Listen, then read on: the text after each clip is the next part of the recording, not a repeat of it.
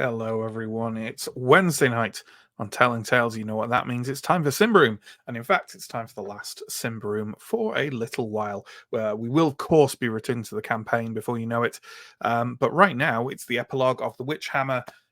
Something we've spent, or will have spent by the end of the session, a solid 50 episodes of 50 streams on this portion of the Throne of Thorns. That's a lot of time. That's a lot of time. That is nearly a year's worth of streams, although we missed a few, so it's spread over a lot further distance. Yeah, exciting stuff. Before we start bringing people on and start getting into the meat of the epilogue, let's do the usual promo nonsense. If you check down below here, you'll find a number of links. There are links to Twitch and YouTube where you find all of our material. There's links to social media and Patreon and Discord and a merch store and so much else besides. Well, that's it actually, but there's probably something there to entertain you. We currently run streams on 3 nights of the week. Mondays is Warhammer, Wednesdays is Symbaroum now, but obviously not next week, and we'll talk about that later on in the stream. And Thursdays alternates between Wicked Ones and Big Wet. We also run one-shots on a monthly basis, the latest of which was this last weekend when we ran the lovely Troika again, specifically this, Fronds of Benevolence. That's still currently on our Twitch, and it'll be turning up on YouTube imminently. We also, it's probably worth mentioning, have a Kickstarter that's going live tomorrow, which is why we chose Troika this weekend. I will pop the link into chat should you be interested in that. Yeah, it's, like I say, a Kickstarter going live tomorrow for a Troika zine. So, you know, if you're interested in that, then click the notify me on launch button and it will tell you tomorrow that it is launching. So, yeah.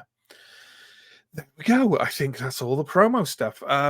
We're obviously, because it's an epilogue, and this is probably more of a vignettes and slightly more meta play type session than our typical sessions. I'm not going to bother bringing people on separately, or will I? You know what? I actually will, because I said I would to the person, to John, who handles the cams, but also because I'm actually interested in. It's probably worthwhile talking to everyone separately about their characters' takes on things, because obviously we wrapped up the Witch Hammer in quite an interesting way. So let's find out what they do think. And the first person on tonight will be John. John plays Sir Arendar, last scion of Housestar. Yeah, duelist and conscience person and cat fancier. Hi, John. The way you said that makes it sound like one of Aaron's main attributes is that he is currently not unconscious. Conscience, not conscious. But he is usually conscious. He's conscious usually at least 2/3 of the time. A trait which he has in common with almost everyone he meets. So I suppose that's something you can talk to them about. John, tell me about how is Arendar after the events of the sort of final episode of the Witch Hammer? Because right at the end there, he made a choice, huh? A big potentially life-changing choice. I mean, it kind of felt like a choice that he soft made right at the beginning of the storyline. It's just that the opportunity to formalize it hadn't been offered to him because he'd been elsewhere. Sure. Specifically, for anyone, by the way, we should probably say what it was.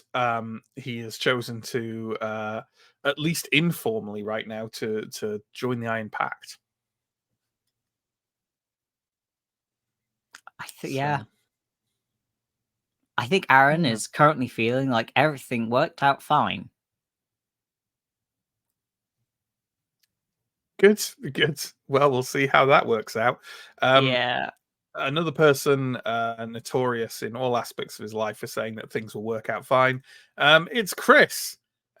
Chris plays Steo, former City Guard and infantryman turned other Iron Pact member of the group. Chris, what are Steo's thoughts and feelings right now?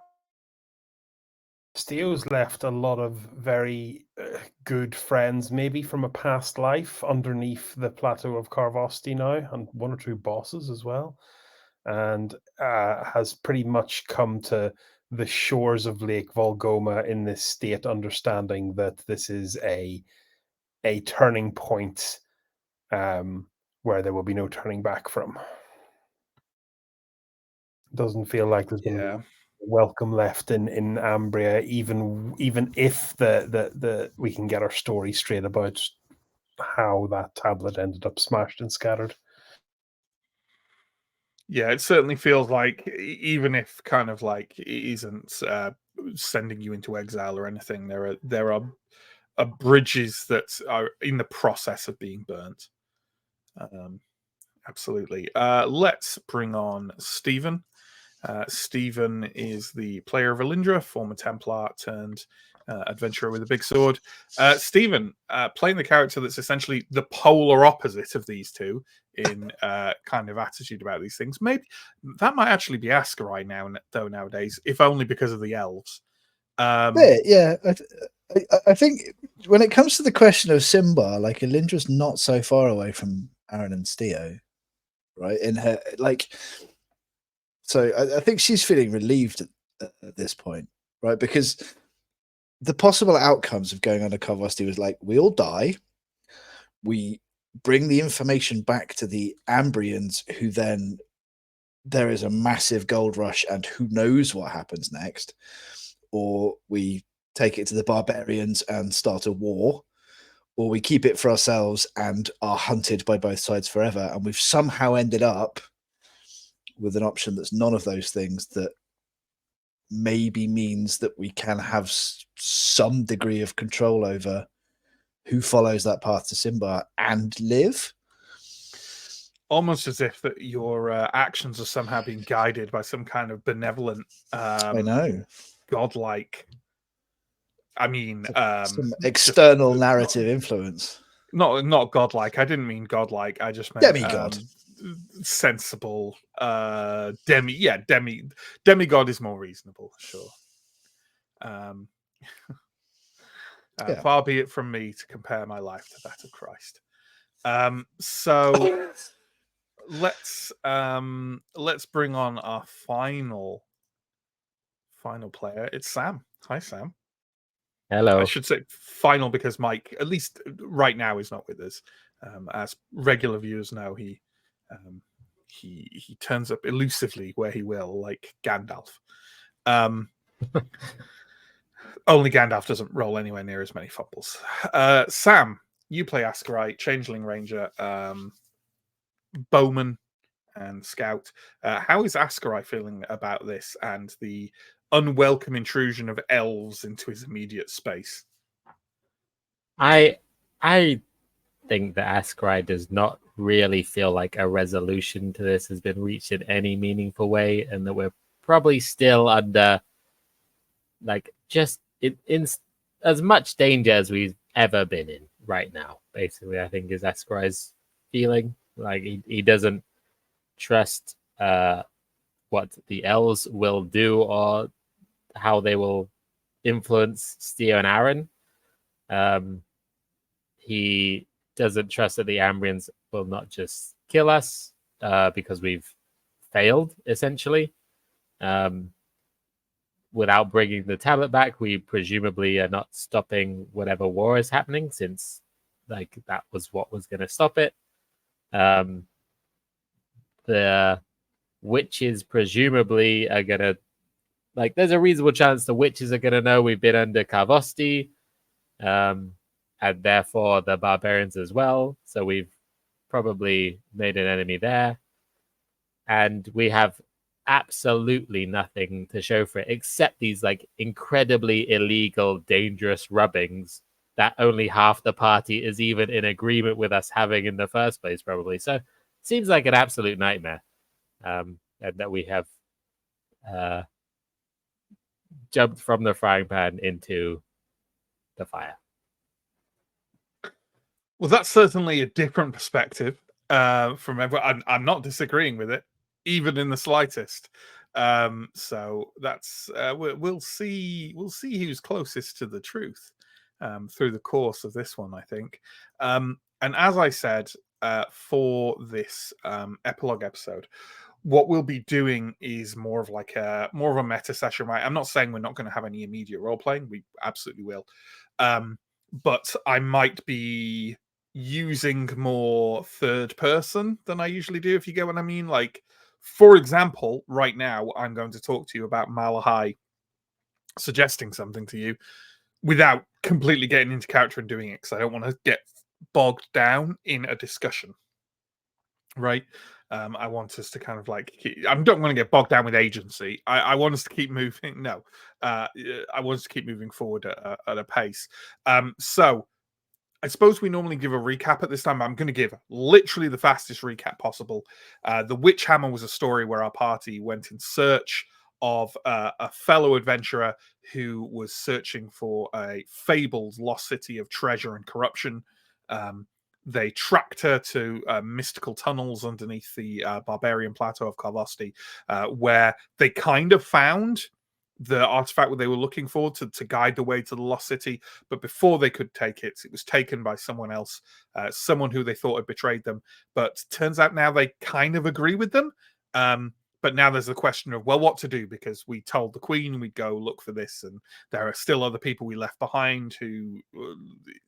It's messy. It's real messy. And the first thing that's going to be suggested after you return to shore, having destroyed the stone tablets and thrown them out into the still waters of Lake Volgoma, is that Malahai will say that he thinks the best thing that could be done is if he basically takes the priest, and given that he has done this thing that the Iron Pact thoroughly agree with, in principle at least, not that they're a united front as we encountered earlier in this story, he is willing to take Father Salage and hide him somewhere in Davakar, maybe until the heat blows over, or maybe kind of permanently, or that's kind of up to the priest. He's not commanding him, but he suggests that if you want him removed from the equation very swiftly, that's probably the best thing to do. He will also say that he thinks that if Queen Corinthia is a reasonable human being, that if you go to her and say the reason that you're attacking Karvosti is now gone, destroyed at the hands of the Sun Church, assuming we're telling the truth about who did it, which the Father Salage seems to be fine with, then presumably she no longer has any reason to lay siege to Karvosti. He does not. He expresses, he emphasizes, I do not know the mind of your queen, but her actions seem that of a typical, practical, power-hungry human monarch, and not a raging, violent despoiler. Therefore, perhaps she will hold back. That's his point of view. That's very neat. And I think Steel would be fine with that.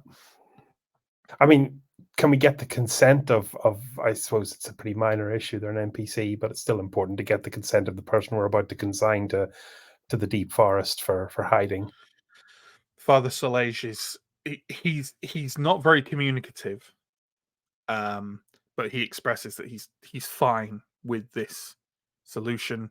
He thinks it is better that he is removed from the equation, and if he needs to be used as he's not being used as a scapegoat. It's true, he did it, but if you want to make him the focus of kind of Ambrian rage on this matter, he is absolutely fine with that. And not only does he express that, but he says the Sun Church needs to change, and perhaps that change can come through the fires of the Queen's wrath. So not only is he fine with him taking the blame. He's fine with the Sun Church taking the blame. This seems very much to you, a man who came into the forest with a team of black cloaks, the most fanatical agents of the Curia that exist. Certainly now that the Templars are splintered off. This seems quite a spiritual turn and a practical one. Sarvola was kind of always on the very fringes of current church thinking anyway there, right? Very much so, yeah.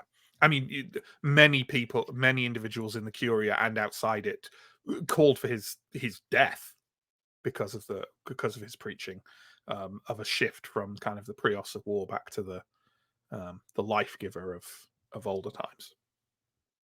Yeah. Out of all of the people that we've encountered from the church, I think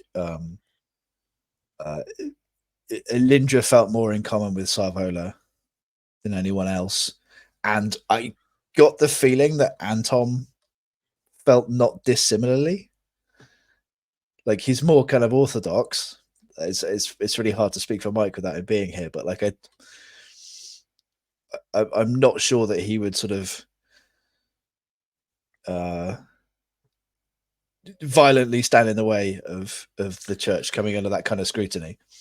No, I don't think so. He Mike did put something kind of like well, Mike's point of view, he did leave us some little things about it. Like he said that Anton is sort of almost erring towards getting literally getting rid of the copies. So I think he is definitely verging on the leave the forest the fuck alone. Like, and Anton has definitely been not losing faith in Prios, but definitely losing faith in the institution of the Sun Church for quite some time. I think he also seems to feel a lot in common with Father Sarvola and kind of that sort of stuff, and obviously the Lightbringer, who seems to definitely have sympathies in that direction. Yeah. So I don't think so. Although a tiny tear definitely runs down his cheek at Stephen's expression that Sarvola is definitely the member of the Sun Church that the group as a whole has agreed the most with. Not Anton, not Father Anton. I mean, aside from ourselves, you know. You mean important priests, priests with something to say. Yeah. No, it's like proper priests. Proper priests. Yeah, that's a good. That's exactly the I'm just enjoying thinking about like catching up watching this.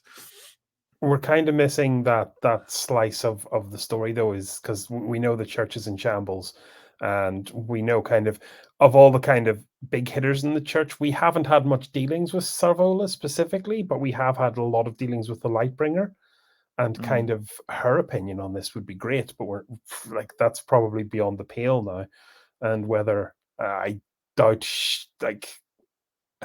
she definitely seems like a power behind the throne, but is definitely still kind of a more kind of orthodox church person. So that would be kind of a little bit sad to throw her under the bus of our Avaras. I think it'd be great to. Sorry, I was going to say I think it would be great to get to speak to the Lightbringer if we can and get a sense of what her thoughts are on this. But that's going to have to happen after we make this decision. It's asking forgiveness, not permission, right? The Lightbringer did send us to protect Sarvola it's just how we first encountered Sarvola. That's a very good point. Yeah. So I think that would mean she agrees. Sorry, go ahead, Chris.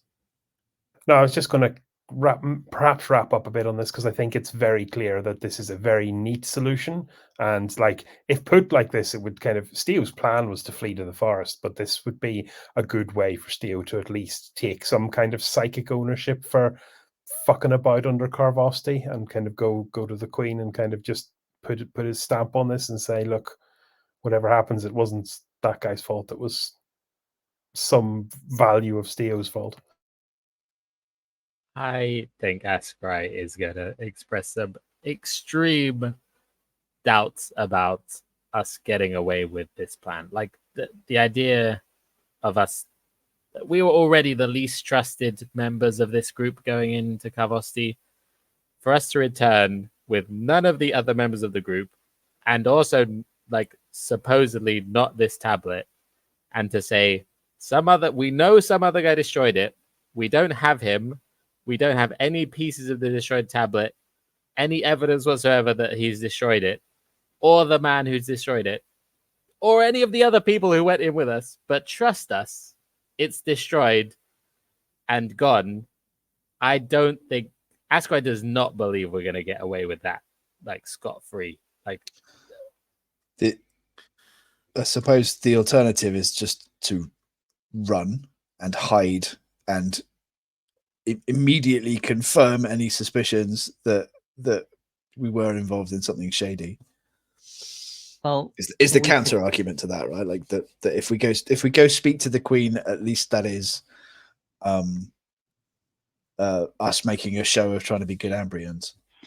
But if we don't speak to the Queen, then there's no guarantee she won't attack Kavosti, which means a lot of people will die. And this also, what Askrai would think that the Queen is with the noble connections. Sorry, you cut out there, Chris.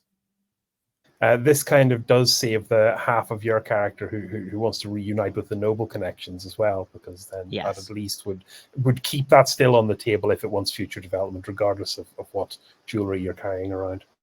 And we could partly negate some of the suspicion by going back for the other group.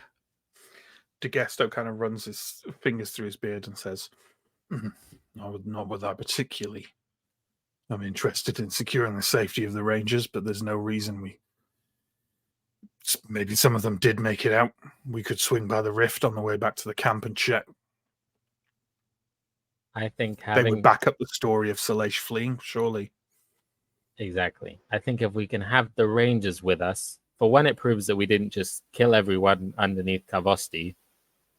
And secondly, they know that the priest did betray us. If we go back on our own, I think we're in real trouble. If we go back with some Rangers, I think we have a shot at not being tortured to death until we reveal the truth by the Queen.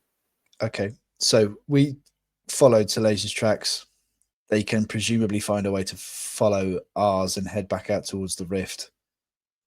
We'll see if we can meet them there, or maybe even go back down and do an attempt at search and rescue. I would, if you'll humor me, like to kind of ask DeGesto, or maybe kind of imply to DeGesto that there was only ever one rubbing, kind of nudge, nudge, wink, wink, and he's the one who has it, just as kind of a way to kind of put a layer of defense between people coming after Askrai. I think the actual story has to be that there's no rubbings, right? Yeah, but there's the story that, like, there's still two rubbings. So there's a story we give to the Queen, and then there's the story that's going to end up getting souls. And DeGesto's the only one where, like, we're probably not going to kill him at this stage. But I think if it comes out there's even one rubbing, that reveals that we allowed the priest to destroy this tablet. If that's a great point. We are dead. There can't be any rubbings. DeGesto makes a great show of kind of like digging around under his robe, and he pulls out the rubbing he made and kind of like scrunches it into a tight roll and holds his hand out for the other one to Askrai. That he wants it. Mm-hmm. Askrai will give it. Look, I'm hiding it, aren't I? Askrai will where give it is. He takes the other one and scrunches them together. He reaches into his kind of pack and brings out like quite a well-cured oil skin. And he wraps it round with some string, so on and so forth. He basically kind of like looks around for a large, quite distinctive blue stone and lays it partway up the stony beach, and then goes 30 paces south and kind of trudges them out slowly. And you see him 30 paces away, kind of like digging down among stones and kind of like placing the rubbings there, and packing on top of it with soil and stone. Only takes him a minute or so, and he comes back and goes, "We weren't going to walk into the siege camp with those, were we?" Great No. point. Can you hide your tracks any, in case anyone comes by to verify our story? What, his tracks on the stony beach? Yeah. It's Yeah. kind of- With the 30 paces. You don't leave tracks on a stony beach. Right. It's stones. Good. What we need to get straight is the story. we I guess- came to the How do we know he destroyed it, and how come we didn't bring back a body? We watched him destroy it. He was already out on the boat on the lake alone. There were no And other boats. Ascarai shot him with an arrow, and the boat drifted away. We couldn't get out there. He might be dead, he might be alive, but we watched him throw the pieces off the edge of the boat, and there was nothing we could do to stop him. And we didn't speak to him to find out why he did it. Do Yes, we? Just a question. Do we need to say we know it is destroyed? Maybe we just saw him sailing off with it on a boat. They can go and chase after him all they want. He's Do we gonna want be that though? Mm. It might distract the army, give them something to chase after. And if Malamai is good for anything, or Malahai is good for anything, it's hiding in the forest. Do we want to send the entire Ambrian military crawling around every inch of the shores of Lake Volgoma trying to find where he landed? Because Well, that's I what will happen. I can't You think know the where's a Zyarek good- and the Biaga will be happy with that. Do you know where a good military outpost is to conduct that from? Karvosti. Then it has value. We want her to leave, right? Well, you want her to leave. I don't particularly give a shit. Yeah, I think the tablet has to be lost. All right. All right.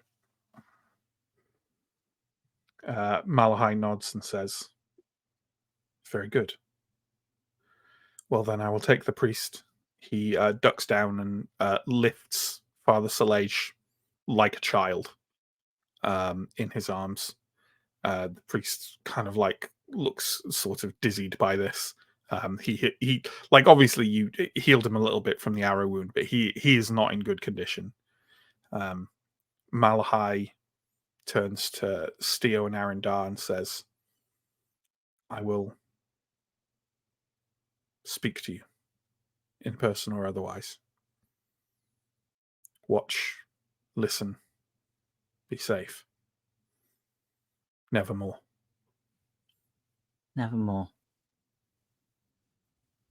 He stalks away to the north and off into the trees, like I say, carrying Father Salej like an ill child in his arms.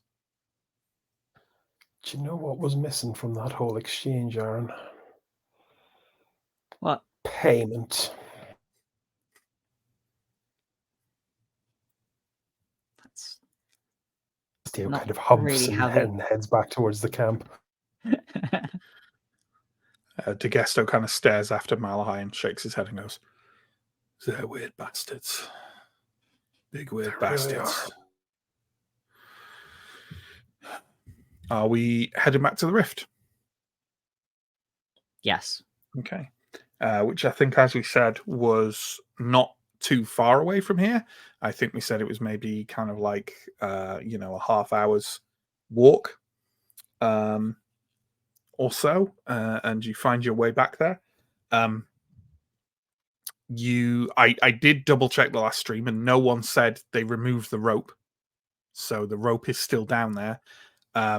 Which is why when you kind of stumble on kind of like when the rift opens up in front of you, probably slightly unexpectedly, because it is tremendously concealed by the undergrowth.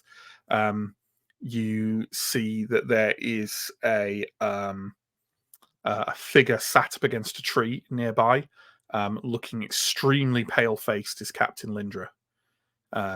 She has several bandages tied round her shoulder and her upper arm, all of which are thoroughly soaked in blood. The rope is kind of it's obvious it has someone is climbing it because it's like jiggling from side to side. Lindra, who normally definitely would not be easily crept up on, has not noticed you.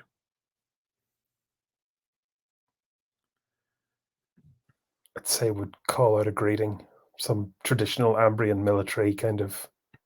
Oh, Captain, You got it?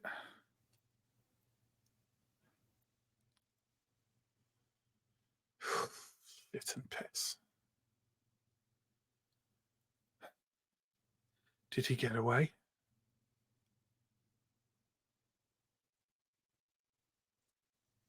He did. He escaped on a boat. We couldn't follow.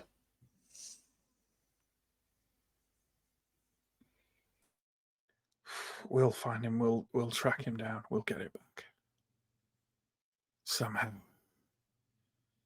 But you might have to go on without me.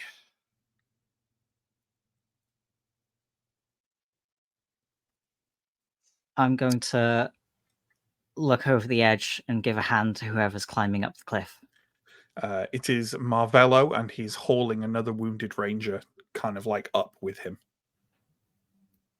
right. Steele's just going to go full triage mode now and try and kind of bandage these people up. Sure. And maybe start shouting orders for bits and string and bandage and. Marvello seems he doesn't even ask about Solange at this point, but he seems relieved to see everyone, and he's kind of hauls a ranger up. The rope is kind of like sort of twitching a little again, and you like there seems to be another ranger coming up from below. Marvello kind of peers over the edge, and he looks relatively unwounded, apart from the slight wound he took when you were that you saw him take when you were fighting the spiders. He reaches into his pack and kind of hauls out an urn that I think I can get a description of, but I suspect you know what The danger urn. Let me try and get a description of that if I can. It's a matte black forearm length ceramic urn with a patinaed copper lid.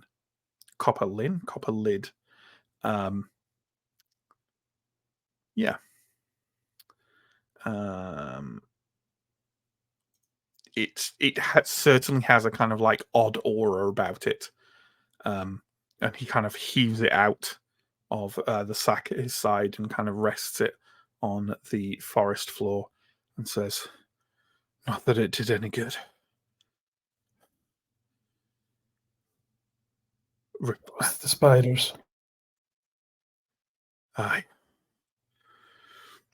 The next ranger, kind of like the second ranger, who looks to be relatively uninjured. The first ranger is in a bad way, and Anton is already kneeling over them and treating their wounds. That other ranger kind of clambers their way onto the ledge, looks over at Marvello. Marvello nods, and the ranger starts reeling up the rope. There are only 4 of them.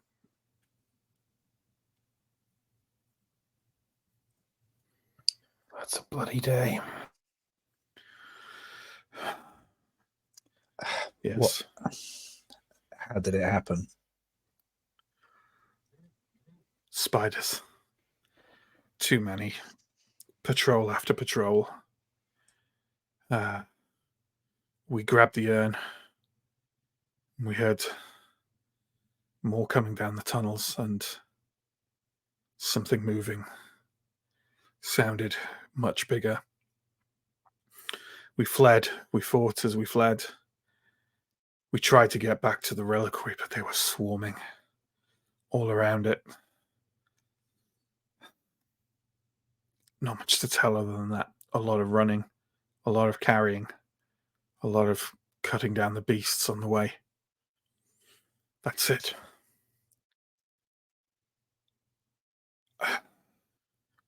Your friend. We didn't even see her leave. Shortly after you, she vanished. She just knows where she is down there if she survived. That's it. What of the priest? What of our goal? He had a boat on the shore. We just saw him as he was leaving. Speed behind him was like Prius himself was driving him.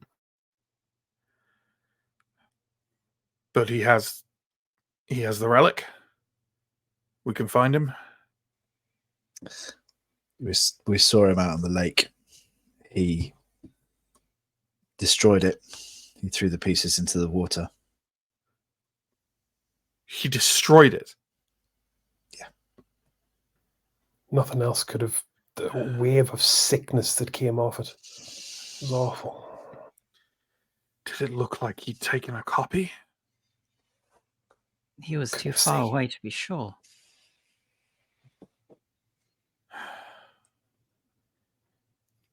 Well, I suppose the Queen will keep looking for him. Oh, what a waste of good men and women. That was a lot of lives just for that.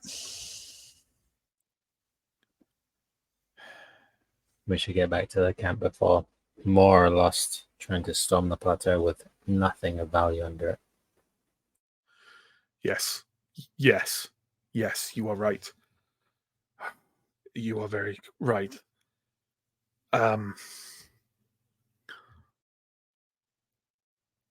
Lindra, can you stay? Lindra kind of slowly nods and says, Ambrian lives at risk. You go. I'll be fine. We can look after each other. She indicates the other ranger who survived. You recognize him, Askari's the male scout who you were going through the tunnels with. He looks a bit better shaped than Lindra. He nods and says, we could build a camp. Just let them know we're here and they'll pick us up. It's fine. Honestly. I can fish. It's fine. You're not far. You'll be fine. Marvello nods. The other ranger, she looks fine and ready to go. Marvello's like, we should set a fast pace. Can I just have a clarification before we continue? Mm-hmm. Did Malamai stay with them? No, Malamai. No. Malamai came with you. Okay, good. I just haven't mentioned him. He's just been kind of wide-eyed, sort of like, what the hell is going on? I have a vague remembrance of him going off with them to minimize the number of NPCs, but that's fine. No. God, would I have said that? I think it was just Yosefia and those lot. I think Malamai came with us. I think he will. I don't see why he would have split from Degesto. So, yeah, no. If I did say that, I'm retconning it. So good. Yeah. No, he's with you. He's just been kind of like taking everything in and a kind of like, oh shit, I took some coin to start my adventuring career and now I'm committing treason. Kind of expression on his face. There's a lot of it about. There is. So there we go. Anyway, Marvello starts setting a fast pace heading back east, and I assume that we're going to try and keep up with him. Okay, it is about a day's travel to the plateau of Carvosti, and you find yourself. Marvello suggests you camp for maybe 4 hours and then get up and go again after a certain amount of time. If we're happy with this, he doesn't seem to be questioning your story at all. He seems to trust you. However, you can all go ahead and roll a vigilant roll with a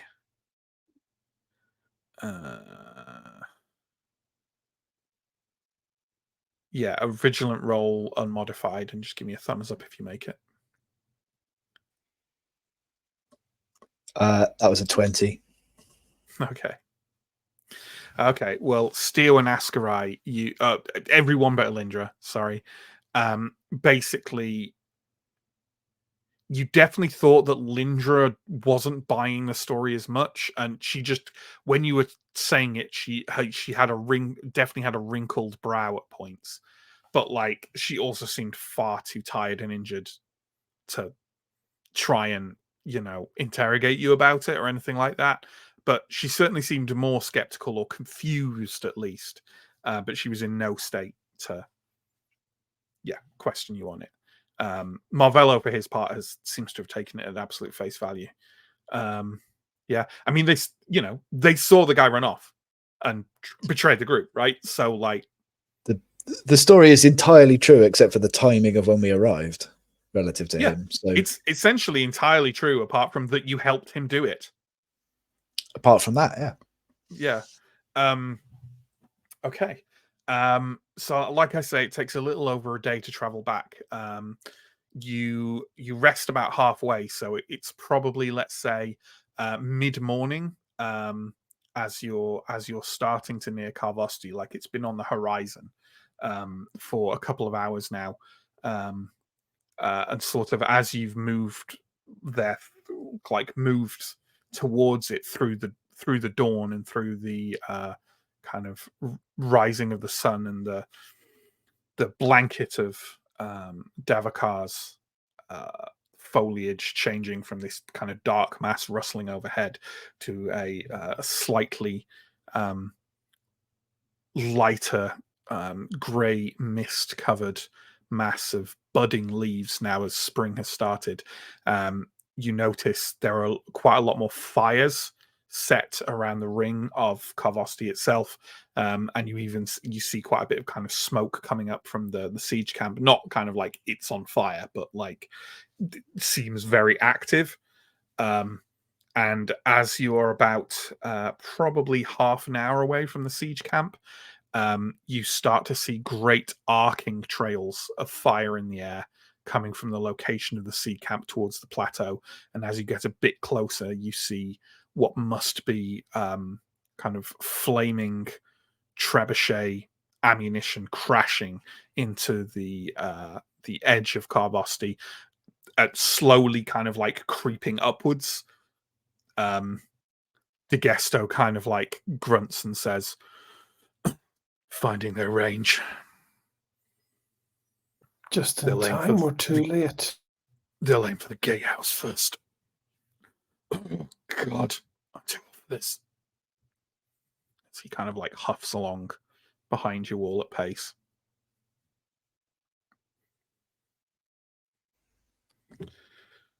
how's DeGesto like looking physically? I can't remember what state he came out in. Oh, he's fine. Yeah, I don't think he was particularly he got slightly wounded in one of the fights with the spiders, but nothing, as did Malamai. But they're both, they were less wounded than you were, for example, I think. So yeah. Lindra's still in a mess, but sure, she's Lindra. It's been a long sort of 48 hours, right? Like nobody's slept, and it's going to be difficult. Yeah, like, exactly. And we're the pace. definitely in death march rules as well, I'd say. So there'll be no passive regeneration either. Yeah, no. Has anyone noticed or mentioned that DeGesto has this stolen? Is it a shield from the room we're in? But he did take that, and he hasn't tried to hide it, and no one's mentioned anything.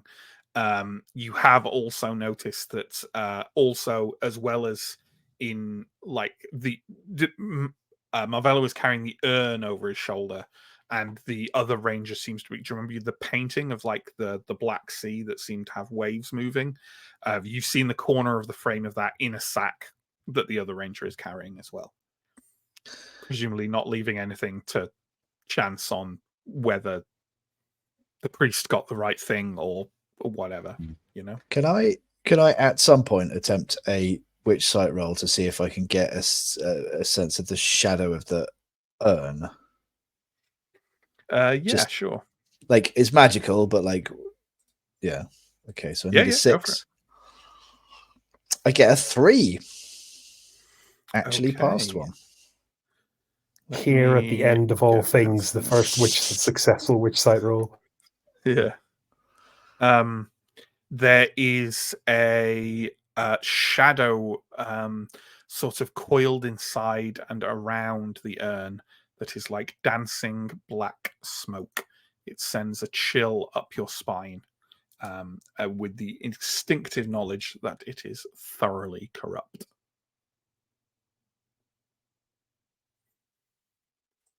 Thanks. I will relay my gut feeling that it's definitely cursed to the others. I don't imagine they needed telling, but no, probably not. Let me. Do you want Marvello's shadow while you're at it? Being as you're looking at him. sure. Marvello's shadow is a dull, sort of burnished grey, like an unpolished iron bar. Absolutely no trace of corruption is on it. Okay. Okay. Are we approaching the siege camp in any particular way? We just heading there as fast as possible. I think I'll let Marvello take the lead on this one. Sure. Well then, as you return, by the time you return, those trebuchet shots, at least a couple of them have crashed into the gatehouse at the top of the ramp on Carvosti. They don't seem to have done a huge amount of damage yet, although one side of it is, you see points where some of the stonework on the side is sheared off and is kind of crumbling down the high face of the plateau. No one seems to be approaching the actual gate yet. You'd imagine that the Queen would bombard for hours, if not days, well before they try and push through that. But there is a column of panzers at the foot of the ramp, basically just stood there on their horses, shields interlocked over their heads, just standing there, presumably in case of counterattack or something like that.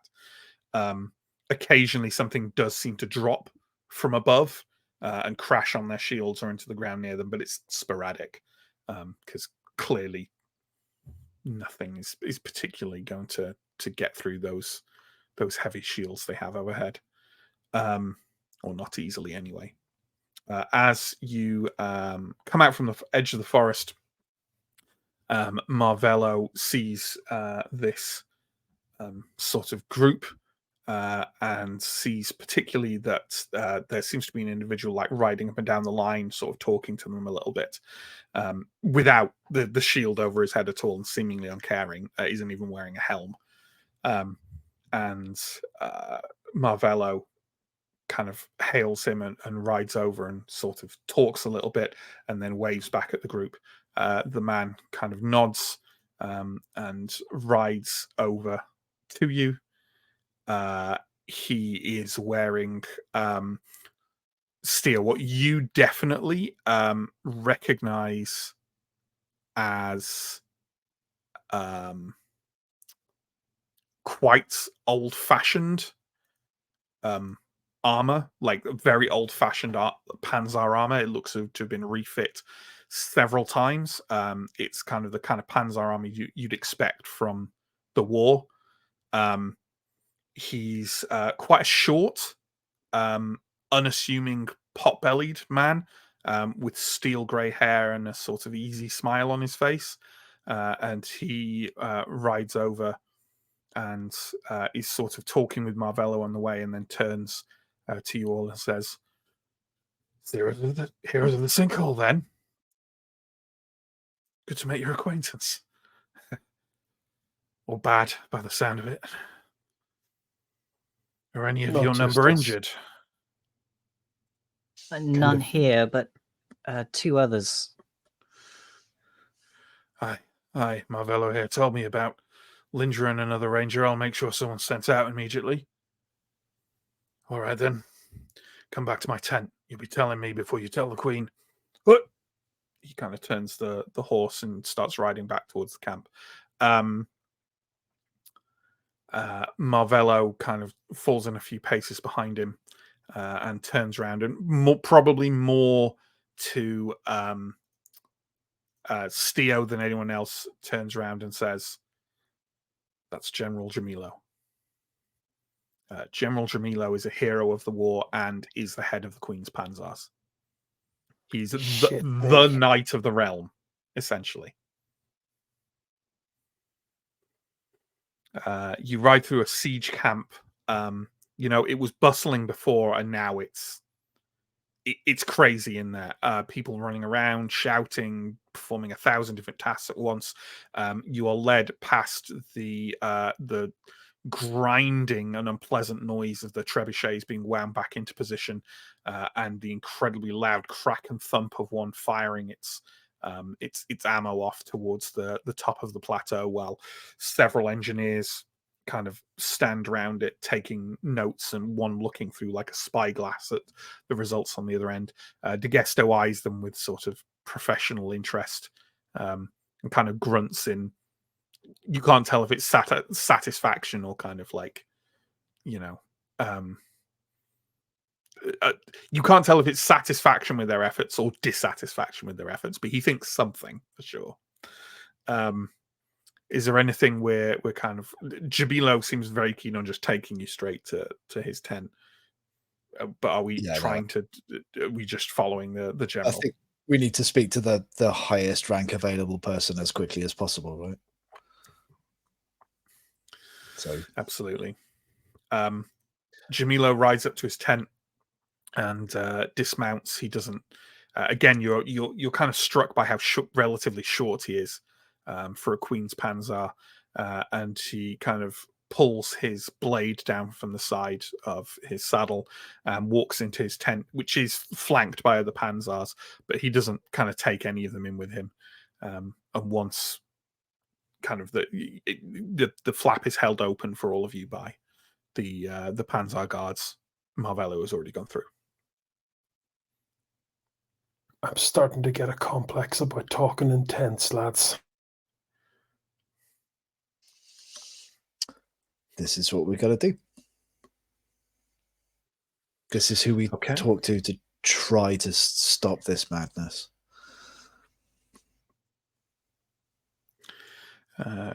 Once you go in, Jamilo has kind of like a large table. In fact, he has a couple of tables set up in his tent, which is pretty big.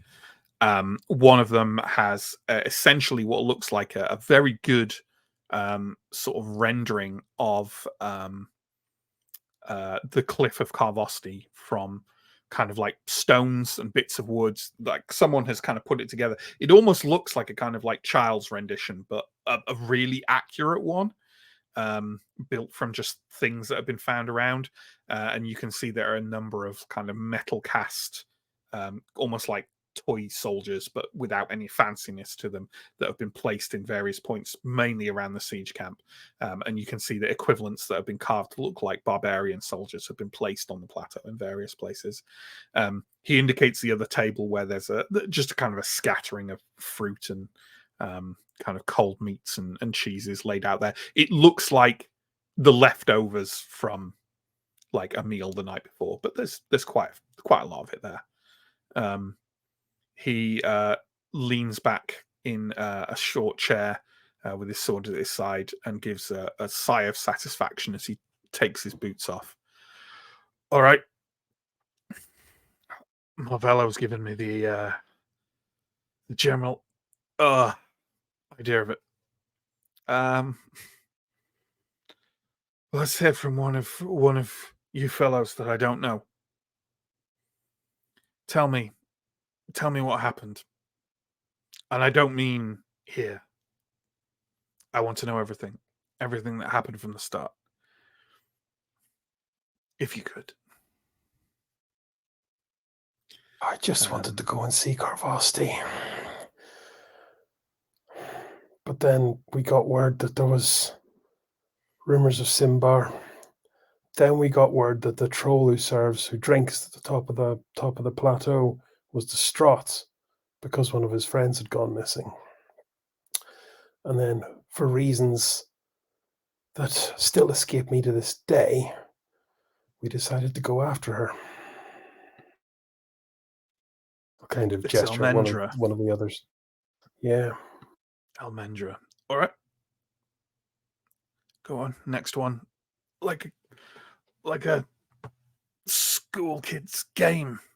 Next one. He's literally rubbing the corns on his foot while you're telling him. Kind of shoot a glance across to maybe Arendar.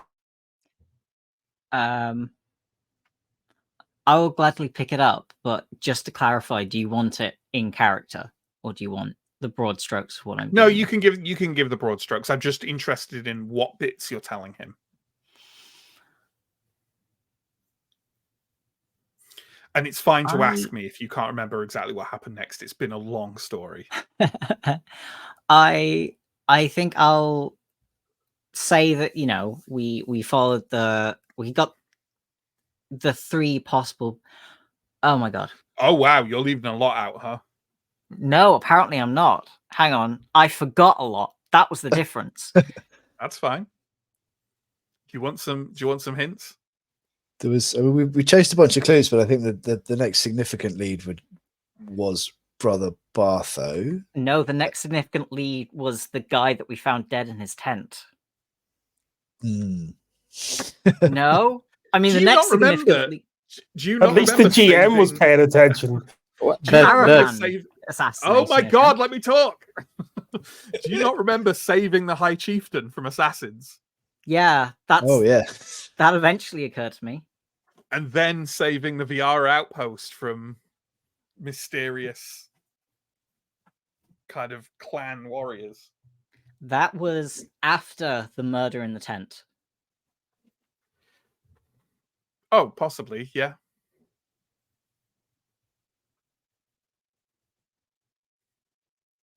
Yeah, I think I'm fairly happy to run through that. Okay. But by that, what do you mean?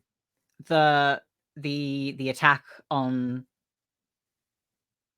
Karvosti by unknown entity, and then following up on who may have spoken to Almendra and the two murders, The bodies and the bodies, and then the Viara outpost and saving the Viara outpost and Brother Bartho. and Brother Bartho. Do you go into sordid details about things like, you know, or I guess there aren't, like, how much I'm interested in how much detail you're going into about specifically the VR outpost. Is it like people attacked and then we protected it and then, or are you talking about, for example, the clues you found on the bodies and the like? I think I would talk about the clues on the bodies and how they are a clan that's seemingly unaffiliated with anything we've seen before, and definitely not affiliated with Karvosti. Please don't kill them, kind of thing. Okay, sure. Okay. What next? Steel passed off fairly quickly. You can also do this. Yeah, I'll pass off there. Okay. To who? To whoever speaks up. Sure. Okay. So we've kind of got up to like VR outpost and we talked about making contact with Brother Bartho. So I'll relay pretty much everything that Bartho said to us. Because I think at this point we're describing the points on an essentially dead treasure hunt, right? Like, I don't think there's anything to hide there. Yeah. I don't think so. I think we've since got the feeling that Brother Bartho then told pretty much everyone else anyway. Yeah, that's not a secret. Yeah, that just essentially establishes our credentials as, yes, we were also treasure hunters for this. Like, so yeah, presumably not much of that is new information to him.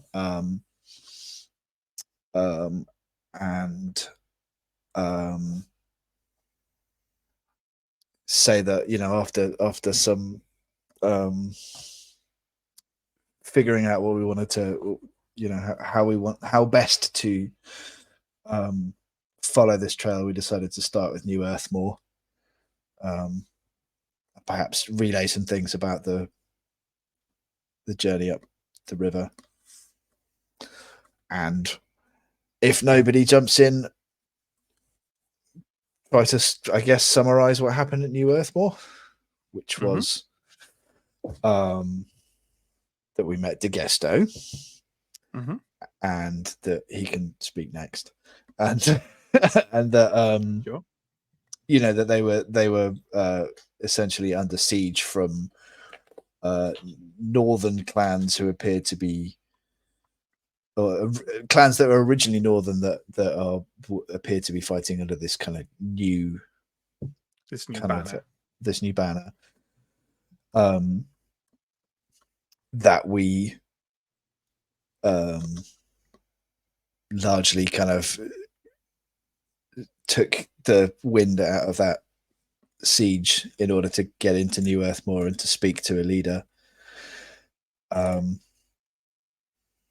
gave us advice about how to get through Carvosti. I will probably gloss over a few of the specific details that she told us about how to find our way around under Carvosti. Like, if this guy's motivated to go back under there, he can speak to Marvello. I think that's potentially still a bit sensitive.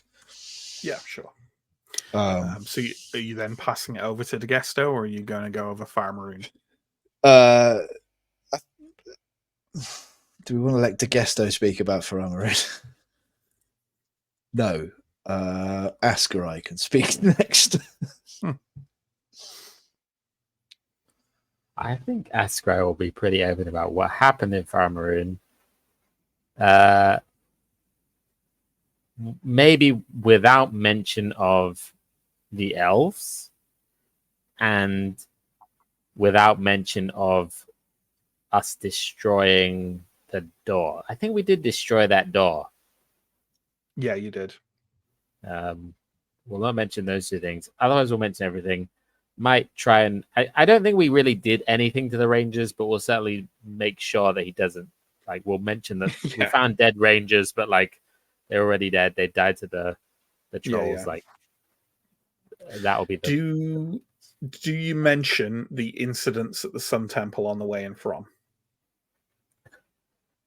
Definitely on the way back. Did it? I think on the way there. I mean, nothing particularly happened, no. But on the way back, he'll mention that when we got back, everyone had, you know, some people had been killed. It seemed like most people had fled, and we didn't really find any survivors. Do you say that the temple is responsible? Yeah. Okay. Okay. Are you passing off to someone else after you detail Farmaroon and the Sun Temple?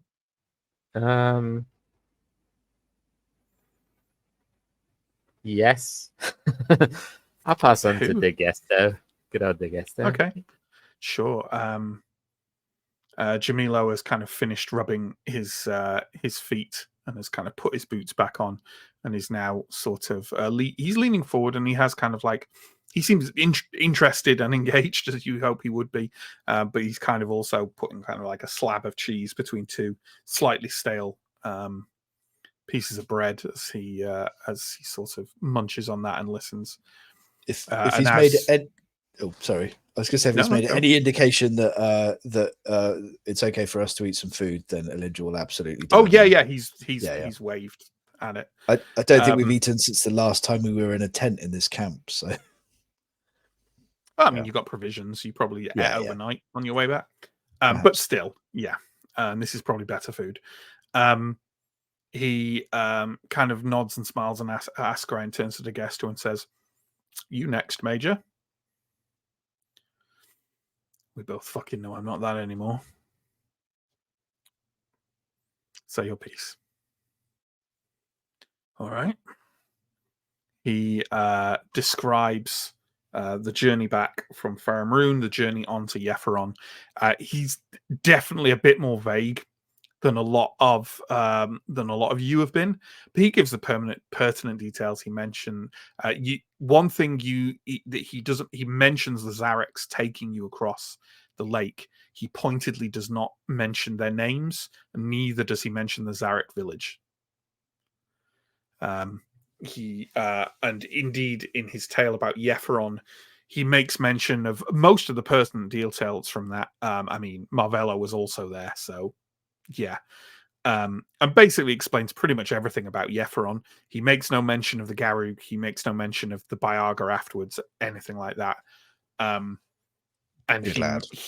but he does mention finding the Black Cloaks camp and that they seem to be having a bad time.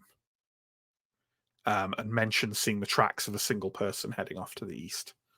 So kind of laying the breadcrumbs of what you're getting from this is DeGesto is really good at bullshitting to authority. Excellent. Does he mention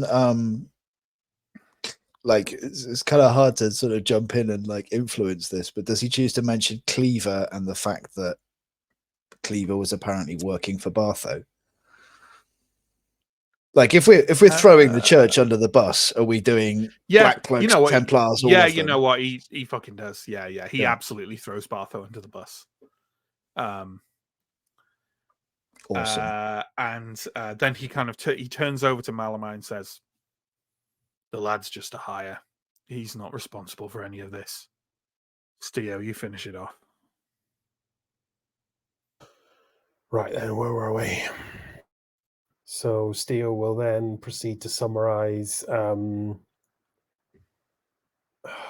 God, this is actually the really most difficult bit. I mean, obviously the siege camp they know about already because they talked to you while you were there. It's just Carvosti after that, really, I think. Yeah. So basically, yeah. So you'll summarize in brief strokes, kind of going back to the siege camp. He will omit the fact that we were trying to sneak and keep a low profile. And then he will cover off the encounters. He will cover off everything that happened in Carvosti, specifically when the Black Cloak made a run for it, and our day-long pursuit to find him. And then the same story we've told already. We were behind him. We were behind him, and then we saw him on the shore, off the shore. This great wave of corruption passed over us, which I assume was the tablet getting shattered. And that's the boat lost the boat to the horizon. I don't think we've mentioned, like, has anyone at any point, because it was something we definitely mentioned earlier, has anyone at any point said that Askrai shot him? Because it was something we mentioned earlier, but then it wasn't really what you told. Yeah, no, I'll say Askrai put a good few shots over toward the boat. I didn't personally see if any of them hit. My eyes aren't that good. That's what I would say. Okay. One of them hit. A few questions on whether some things were covered in your description of Carvosti. Number one, did you make any mention of the Spider Princess? And I mean, I assume you mentioned spiders down there, but did you mention anything about the Spider Princess, the Power Node, things like that? Yes, God, we're gonna kind of have to. So there were other people in the room when we were interviewing the elf, weren't there? Yes. And we did mention the spider situation to other people. So yes, I'll mention that there was some kind of spider infestation. We'll not mention kind of the Spider Princess being named, and will not mention Zenatha or any of that lineage. That'll be kept off the table. And another question, and this is something that you were the only people who saw this. Do you mention Oleana and Garavarax? Oh, the water friend and the danger friend. So, I'm not sure now. That's got to be an empty lake in the retelling, surely. Do you know what? I think I probably should, because that's a good deterrent. So Steel will mention that there is a lake, an underwater lake with a creature of profound and dangerous power in it, but won't kind of go into the conversation he'd had with the elf. and Okay. the mega elf. Jamilo kind of nods. This these fellows with the burnt off clan tattoos and the new ones, and this written message in this Thunderbuzz tent. Do you still have it? Gosh, do we? I see no reason why you wouldn't. I've definitely What did it got. say? So from that encounter with Thunderbuzz lot, I think was where I picked up the wooden figurine of a spider god. Mm-hmm. And I certainly made a sketch of the crown and thorns tattoo. I don't have any record of having picked up any note. I don't know who picked that up. There was definitely a letter in it, but I don't see any reason why people would have thrown it away. Yeah, no. I dimly recall we translated it as well, and it had the name. If of it was the translated, woman. I bet Anton has it. Yeah, I was about to 'cause it was no say. more than Anton nods. He doesn't seem to see anything wrong with it, and kind of like rummages in his satchel and passes it across to Jamilo, who kind of holds it up and a little too much to expect that it would be an ODEV. We'll keep this if you don't mind. I'd like to have. I'm sure your translation is accurate, but well, it seems like an important bit of information. And from your perspective, the tablets completely destroyed.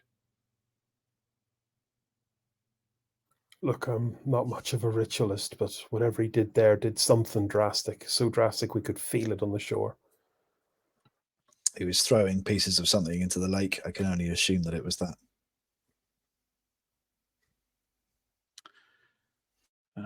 Master Archer, in your opinion, did you kill him?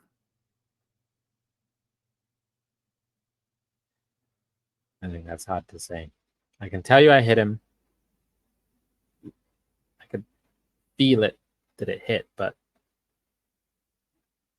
we have a capable priest traveling with us, and I know that he has means of both healing himself and stopping otherwise mortal projectiles from dealing killing blows. I couldn't say for sure. Always true. What about the rest of you? Do his arrows usually do the job? Nearly finished me off once. Ascar is a machine. But Salage was also clearly prepared and resourceful. But do Ascarai shots kill? Yeah, usually. Salage. All right. Is that all?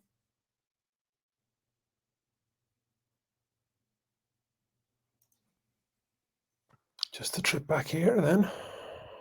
We lost a lot of good people under that hill. I hope we don't lose too many on top of it. That's a tougher nut to crack than Yindros ever was. Did Marvello follow us in? Yeah, he's there. And at this point, Jamilo kind of glances over at him, and Marvello, as far as I know. So. What were you going to ask, John? I was slightly curious as to whether Marvello had told anyone about the urn. But if he wasn't volunteering it, I wasn't going to volunteer it on his behalf. You know what? He's going to add a bit after Stio, where he talks about their fighting retreat in gravity. Yes, he does. Good. Okay.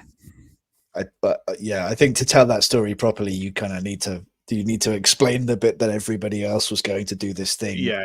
And then Salage made a break for it. Yeah. So. Did we talk about meeting the Black Cloaks kind of before we set out, and also finding some evidence the Black Cloaks had suffered in Yeffron Isle? DeGesto definitely mentioned the latter. No one made mention of Archbridge and meeting them the first time round, so I'm going to say no. Unless someone wants to go, oh, and we also forgot to say this. I was telling that bit of the story, and yeah, I think the narrative that we're trying to set up here, rightly or wrongly, is that they should be turning their attention to all aspects of the church. So I think I will make it clear that we met Black Cloaks on the road who were going to Fria Ligan and warned us to stay out of their way. Right. Yep. Sure. Okay. Jamilo nods and kind of like whacks the letter into Thunderber's letter into his hand and stands and says, "All right, let's go see the Queen." Goes without saying to be on your best behavior. God, Prius' tits, what a day. None of that, for example. Yes, sir. All right. He steps around the table and kind of walks out ahead of you, and strides through the siege camp. You're already in the the kind of VIP area I described in the back of the camp. You're already, I mean, obviously General Jamilo's tent is there, but he leads you quite a short way down a few pathways until you reach the most central part of that kind of noble area of the camp, where there is a grand pavilion set up, decorated thoroughly with the arms of House Kohinoor. And he kind of walks up, and as he kind of walks to the front of it, several Panzers kind of step in around to either side of you to flank you. That includes Marvello and Degesto and Malamai as well. And Jamilo kind of like walks up to the front of the pavilion and kind of turns around and just goes, before turning in and kind of going in himself. And after he goes in, Panzers step in front of the flap and are just kind of watching you, not aggressively, but very with expressionless faces. Marvello turns around and says, "Don't worry. This is normal." I am going to hurriedly flatten my hair down, make sure that the Dar family sword is visible in a non-threatening way, a respectable way, and that my leaping hair family crest badge is on display. I am going to try to cover up all of the parts that are bleeding. Absolutely. Is anyone else carrying out any kind of preparations? Theo's going to take kind of one look at his battered, probably rusty and blood-soaked armor, sigh, and take no further action. Okay. Well, after but a few moments pass, the tent flap or the pavilion, it's more than a flap. It's, basically just fabric doors are held aside for all of you. And a voice murmurs from inside, and Marvello steps forward. Are we following him in? Yes. Okay. Despite the quite bright morning outside, the interior of Queen Corinthia's pavilion is quite dark and lit at either side by sort of slightly flickering torches that have kind of openings in the pavilion above for smoke to rise out. The combination of these means that if you're kind of on the edges of the group nearer the torches, they're quite warm, like battering away against the side of you, but the air inside is very cool, so this leads to an odd shift in temperature as you move around the pavilion. Ahead of you there is kind of a large elaborate wooden chair that I guess you could call a throne. It's not on any kind of improvised dais or anything. It's just kind of central to the back of the pavilion. There are a number of tables and chairs off to either side, flanked by 6 grim-faced and very powerful and tall-looking Panzers who all have their swords out, but kind of like point rested on the ground in front of them. In the throne sits Queen Corinthia Nightbane. Stia will be a yes for sure. Do any of the others of you think you've ever seen her before? I think Aaron might have if he grew up in Inderos. Askarai, almost certainly not. Elindra, I don't know. If she's ever visited Temple Wall, No. then no. No. Or she may have done, but very rarely. Yeah, like perhaps when Arendar, Elindra was very little or something, but like from a distance, you know. yeah. There are many times that Queen Corinthia will have paraded through or been seen in appearance through the streets of Inderos, so it's up to Then you. yes. Steo, you will have seen her many times during the war, if not otherwise. Obviously, we're talking from a distance here. Okay. Well, in person, she is wearing full armor, her face covered by a delicately carved white porcelain mask, and has a mighty broadsword at her side, at the side of the chair. Can we all roll vigilant, please?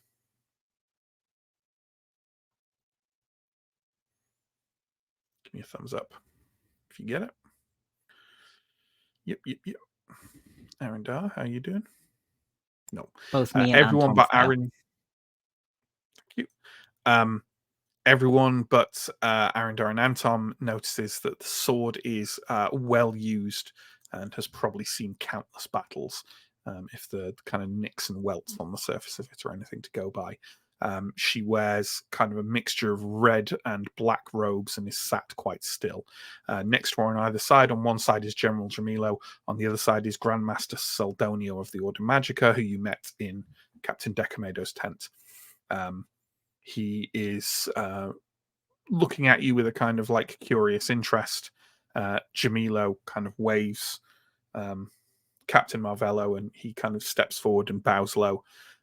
Queen Corinthia's voice, which is quite a light and airy voice, considering the sense of her presence and the things she's gone through, but also quite monotone. She inclines her head and says, "Captain, I have been told that the mission was unfortunately unsuccessful, and even more cost the lives of many of my rangers." "That is true, Your Majesty. I apologize." "If you tried your best, there is no need to apologize, Captain. Please, introduce these companions. I believe they have an infamy all of their own." That they do, Your Majesty. This is formerly Sergeant Steo of the of both the Thistlehold Guard, but also the Queen's Infantry. Some time ago. Steo, describe how you meet the Queen. Steele will do a much practiced, but perhaps somewhat rough around the edges, formal bow, as one would, as infantrymen have often had to dignitaries.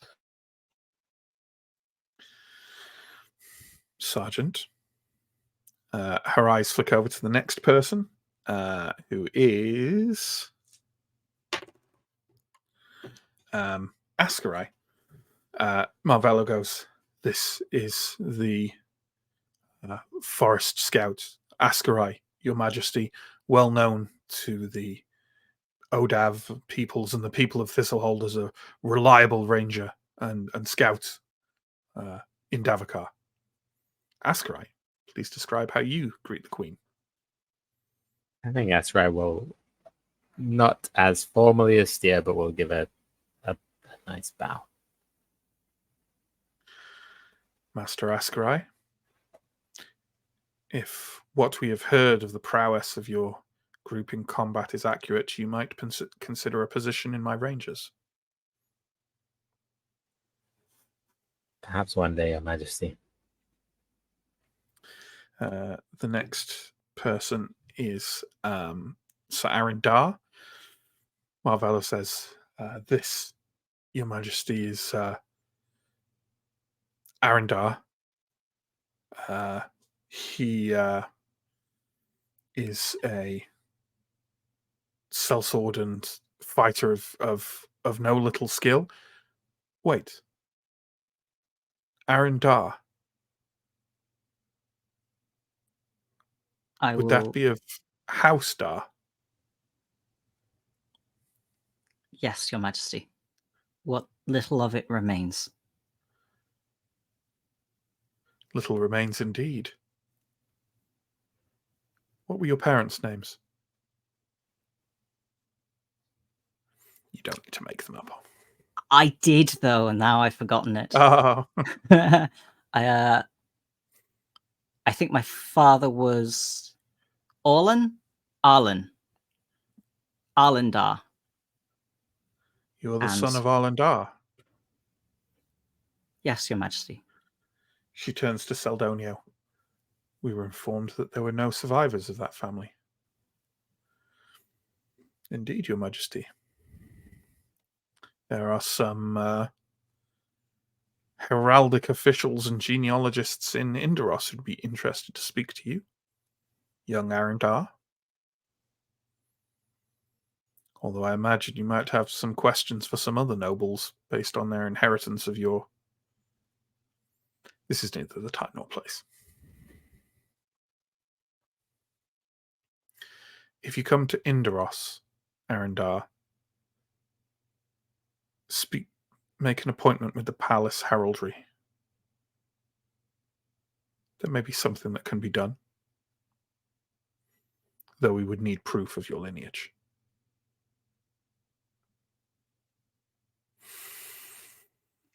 I will And bow very deeply, and if he follows it, I will give a hand gesture for Ferren to bow as well. he certainly will sit. Good enough. A loyal creature. And this is Elindra, Your Majesty, a former novice of the Templars, though left a long time before their current choices were made. Elindra, how do you meet the Queen? I'm going to assume that somewhere in the Templar training there was some coverage of what to do in just this situation. So Absolutely, yes. whether that's a bow or taking a knee or like whatever the correct formal thing to do is, she will do that as crisply as she can manage. The general thing would be to bow, but if you consider yourself to be a knight, then take the knee. Whoa, that's a bit of a stretch. I think we'll go with a bow. Sure. You didn't complete your formal novice. Yeah, so I don't want to be technically giving you're not a myself knight, but extra airs and graces in this Sure. moment. Sure. Marvello also introduces, obviously, Father Anton, who is very polite, and the Queen is sort of polite back, considering this whole meeting is about how the Sun Church has maybe fucked her over. He also introduces DeGesto, who it is unnervingly precise and bows incredibly deeply. And kind of it just seems odd. And when he like leans back up, you can see he's kind of flushed and wide-eyed and sort of tugging at the ends of his beard with a certain anxiety. Malamai is also introduced and kind of does a kind of clumsy bow, and she greets them as politely as she's greeted you. There's a silence for a moment, and Jamilo says, "As you told me, exactly as you told me, the same people. I'm not going to ask you to repeat it, obviously, but I'm assuming we're relaying exactly the same information in exactly the way you relayed it to Jamilo." I'll maybe start with respect, General. I will omit the profanities this time round. Just the details, Sergeant. On the points where basically you don't intentionally change your story, but like forget to give a detail or whatever, Jamilo will interrupt and say and basically remind you of the detail you've forgotten. He seems to have an extraordinarily good memory. As you reach the conclusion of this, pardon me, the Queen nods and taps one gloved finger on the cheek of her porcelain mask. Is this all? And it is the truth. Marvello is already kind of nodding with enthusiasm. Yes, Your Highness. There is a kind of noise that comes from behind her mask, like sort of slight whistling through clenched teeth. I ask you again, because I must, and know that withholding the information I seek would be considered an act of treason against crown and country. Do you have in your possession, or are you able to present a reproduction of the tablet? Marvello says, every word is true, Your Majesty. I take it we're all nodding along, or playing along with that, yeah.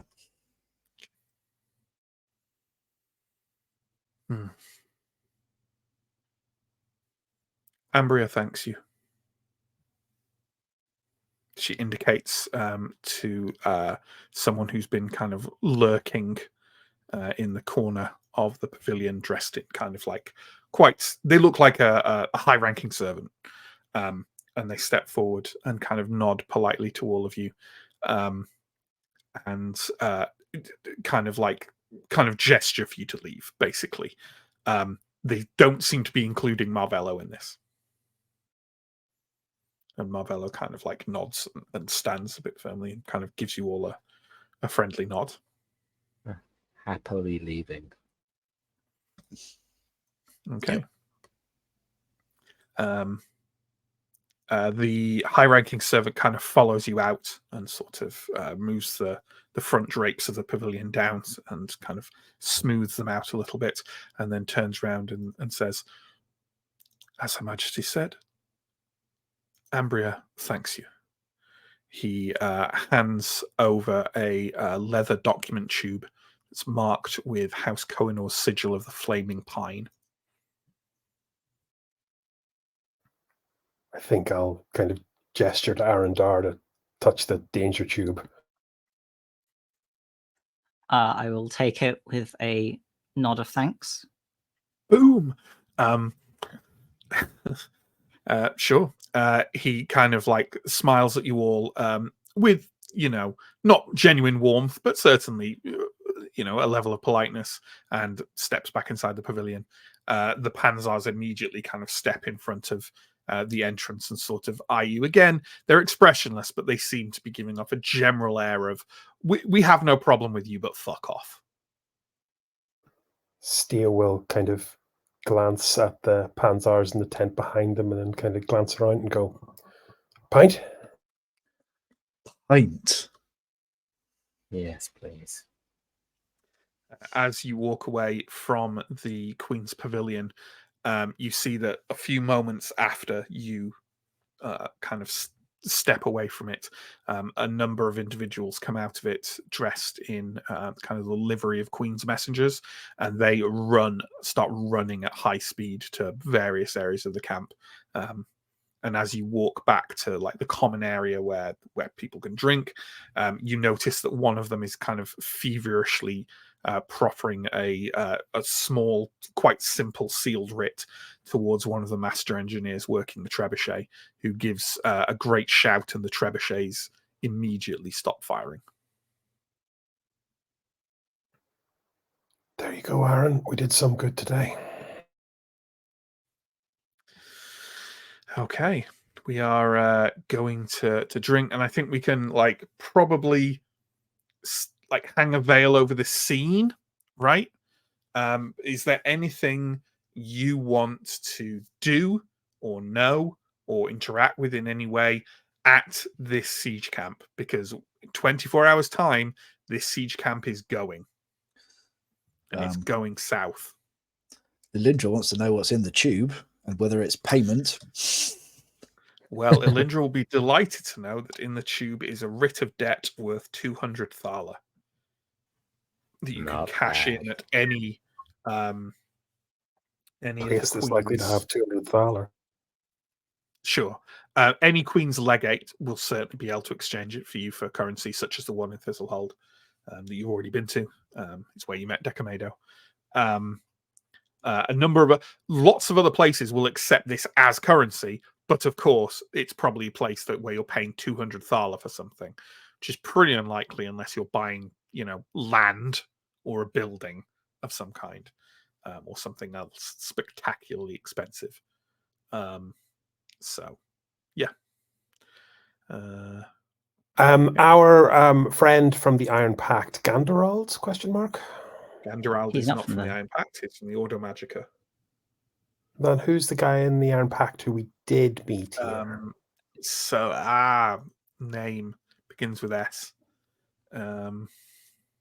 He's your buddy, Sam. You know who he is. Oh, Semmel. Semmel. Yeah, Semmel. If you can find him. If we happen to come across him in the bar, which is the limit of Steo searching for this particular situation. And I suppose we did. Steo was there when we met Ganderald as well, because there's a man who owes us some money. When you met you haven't seen Ganderald in the siege camp yet. I think that's the thing the Askra You knew would he was like there. to do in the siege camp is to see if Ganderald's around. Mm-hmm. You see hide nor hair of Semmel. And Ganderald, are you actively searching for Ganderald? I mean, we're probably going to spend the night here, I guess. So, would be on the lookout for him in the course of our normal activities here, but it's not Sure pacing around the camp looking for him. Why don't you give me a vigilant roll at -2?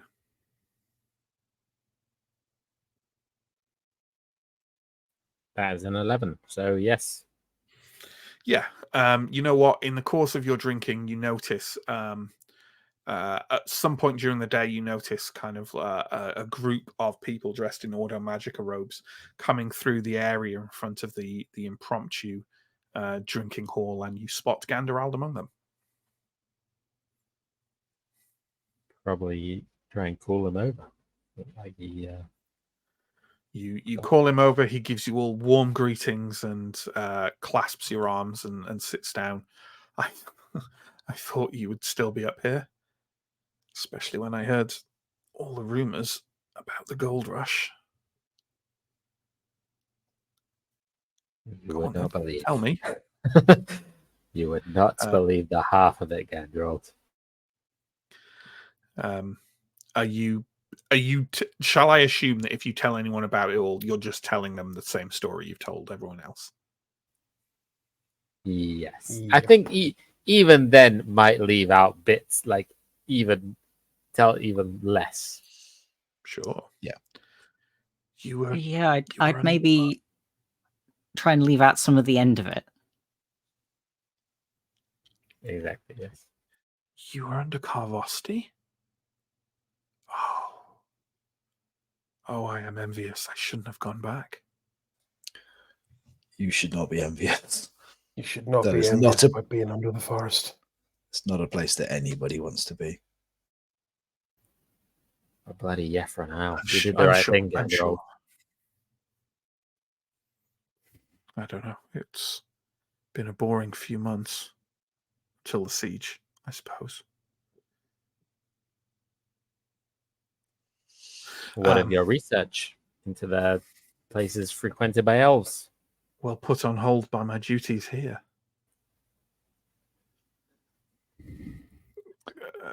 The masters at Thistlehold didn't want to come here themselves, away from their studies, so they ended up sending me as a representative from that tower.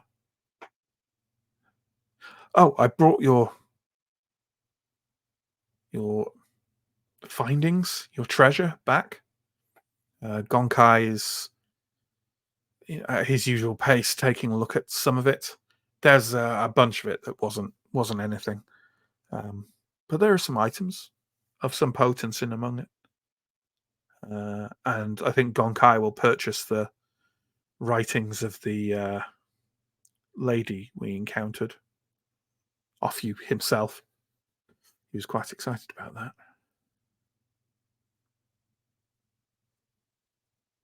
That's good. The rest of I it think we'll take with us. If I was you, I'd think about finding yourselves a broker. You don't want to get gouged. I think there's a good few hundred thaler in there for you if you find the right buyers. Do you know people? Trustworthy people? Not really. There's a possibility that some more of it the Ordo might take. But if it's the official Ordo purchases, they'll give you a reasonable cost, but you might be able to get a better one outside. Gonkai will probably give you a pretty penny for the writings. I don't think he wants the other masters to know that he's buying them off you. Oh, that comes at a know, premium. I know a couple of brokers in town, Lindra. Don't worry about it. I'm happy for Gonkai to take the book so long as we can come to a mutually beneficial arrangement. Kind of look to the others to see if anybody disagrees. I'm on board. Well, he's got the money. You can ask a good price from him. He's annoyed me. Are you heading back with the army back south? We might try and head off in front of them. We're striking camp at dawn. I mean, it'll take a few hours. Are you heading off before? I think going with them might be the safest. I've had enough of adventure for now. They'll be slow though. I think That's true. I don't suppose Karvosti will be taking visitors right now. Probably not Ambrians. In the future, I think.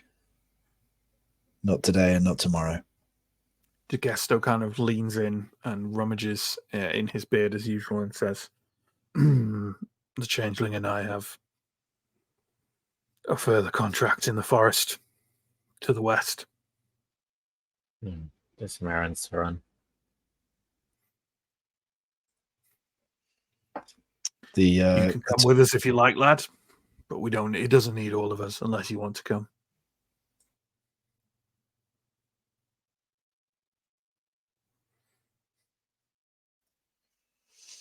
So Lindra's thinking that it probably shouldn't just be the two of them. Maybe Malamai as well. Malamai as well. So, like, I think we've got to the point where she mostly trusts DeGesto, but would still rather have enough people there to make sure that he isn't going to do anything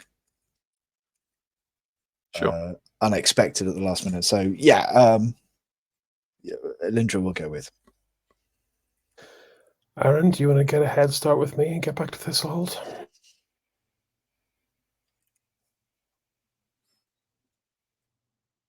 Now or Look, the last thing we want to do is arrive after the 10,000 or so hangers-on to this army get there. Ganderol true, says they're striking camp in the morning, but it'll take a few hours for them to do it. If we just get up and set off at dawn, I'll come with you. It's tedious here. Good night's sleep, breakfast. We leave, leisurely pace, no feckin' detours, and we'll still get back before them. Ganderol kind of claps in delight and finishes his drink and says, "Well then, I'm going to go to sleep.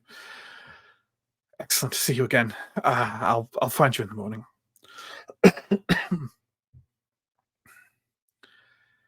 Wonderful. He stands up and kind of walks out. Gesto says, "We should leave at dawn as well." Agreed. We'll be lost in the general commotion. And Tom is also going to head with Aaron and Steo and Ganderald, I think. If we don't see you back in Thistlehold, the key to the lockup will be left at the tavern. All right. I'm sure we'll see you then. It's one of you must. Yeah. All right. It sounds like plans have been made, and let's pull back even further into meta play now by talking about some things that we want to take care of, right? So the party heading west, Ascarai, Lindra, Tegesto, Malamai, Revelia, presumably. It's incident free. You head back to the west. You head to the stony beach where you left. The rubbings, you find them, you draw them out. It's a good thing to guess to put them in an oilskin, because the oilskin exterior is sopping wet from the occasional high wave on the shore of Olgama. Is it big enough to have waves? I don't know. Oh, surely it is. It's big. It's huge. I'm not going to get into the astrophysics of Symbaroum here. It is very big. Yeah, you're right. It's probably got waves. Yeah, again, absolutely fine with that incident. And obviously, it's only going to be, if you're heading straight back, it'll probably only take you 2 days more to get back to Thistlehold than the others. Maybe longer if you end up hitting the Corinthia's kind of army train, which will take its time marching back. And you know what? You'll pass by Carvosti on the way back, and you'll notice that the gates at the top still seem to be closed. The refugee camp at the bottom has yet to kind of appear again, essentially, and there's only a few unfortunate looking people kind of looking to gain entry, but the gate seems sealed, and that seems that. Unless you want to try your luck, you did, after all, save the High Chieftain and earn his favor. Yeah, I think it's a bad time, isn't it? Maybe. Especially knowing that you get searched going in. With what we have on our position, I think we'd be avoiding that. I feel duty bound to point out something that your characters probably remembered, which was one of the parting words of High Chieftain Tharaban. Of whatever you find, he would like to see, as well as Corinthia. Corinthia didn't get to see it. Sure. Well, okay, so we can discuss this on the way, but I think Alindra's thinking is that much as it would be good to gain favor with Tharaban, this thing is safer for everyone, kept as secret as possible. Sure. I agree. I think Asker would agree that if knowledge that a rubbing of this exists, we are gets out to anybody, we are just dead. So sure, it would be lovely to try and get a bit of a payout, but it's a little bit too risky. Absolutely. Absolutely. Also on the road, because I guess we will get a chance to discuss this, what is Tegesto inclined to do? Because we're heading back to Thistlehold, we're going to recoup. I think as a group, we haven't decided whether or not we're going to try and have these rubbings translated or whatever. Is Tegesto sticking with us? Or is he inclined to strike out on his own and he's head sort for of Simba? I think he's quite. If you want to go, he's happy to for you to join forces and accompany him. He doesn't have any firm plans. He seems to be basically setting the next task ahead of him, as you say, is to get these things translated. He has talked about how he thinks the best way to do that is to make a copy of his rubbing, cut that copy up into pieces, and take each piece to a different scholar. Asker agrees with that, and will also emphasize, don't go looking like Tegesto. Asker can take some in a shape shifted form, go or send them with a messenger or something. Asker agrees with the idea of splitting them up and trying to get them translated, and we'll try and emphasize as well, We don't want anyone even vaguely associating our faces or like our identities with even the scraps of this. Okay. I mean, it'll be, if we wanted to get the job done once and share the information, it would be cheaper. And safer. I agree we should work together on that. And then make copies of the translation and one for each of us.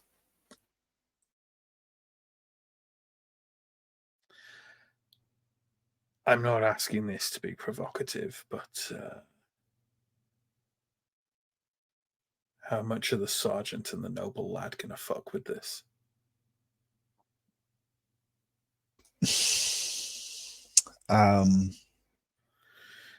They want this kept secret. I don't think keeping that secret is going to extend to silencing. Well, I don't think that secret is going to extend to stopping you do the thing that you've told us from the beginning that you want to do. Whether we'll come with you, I don't know. Just if you're going to do this thing, do it with people you trust and do it quietly. And I can't make any promises about what Theo and Aaron are going to do, but I don't think they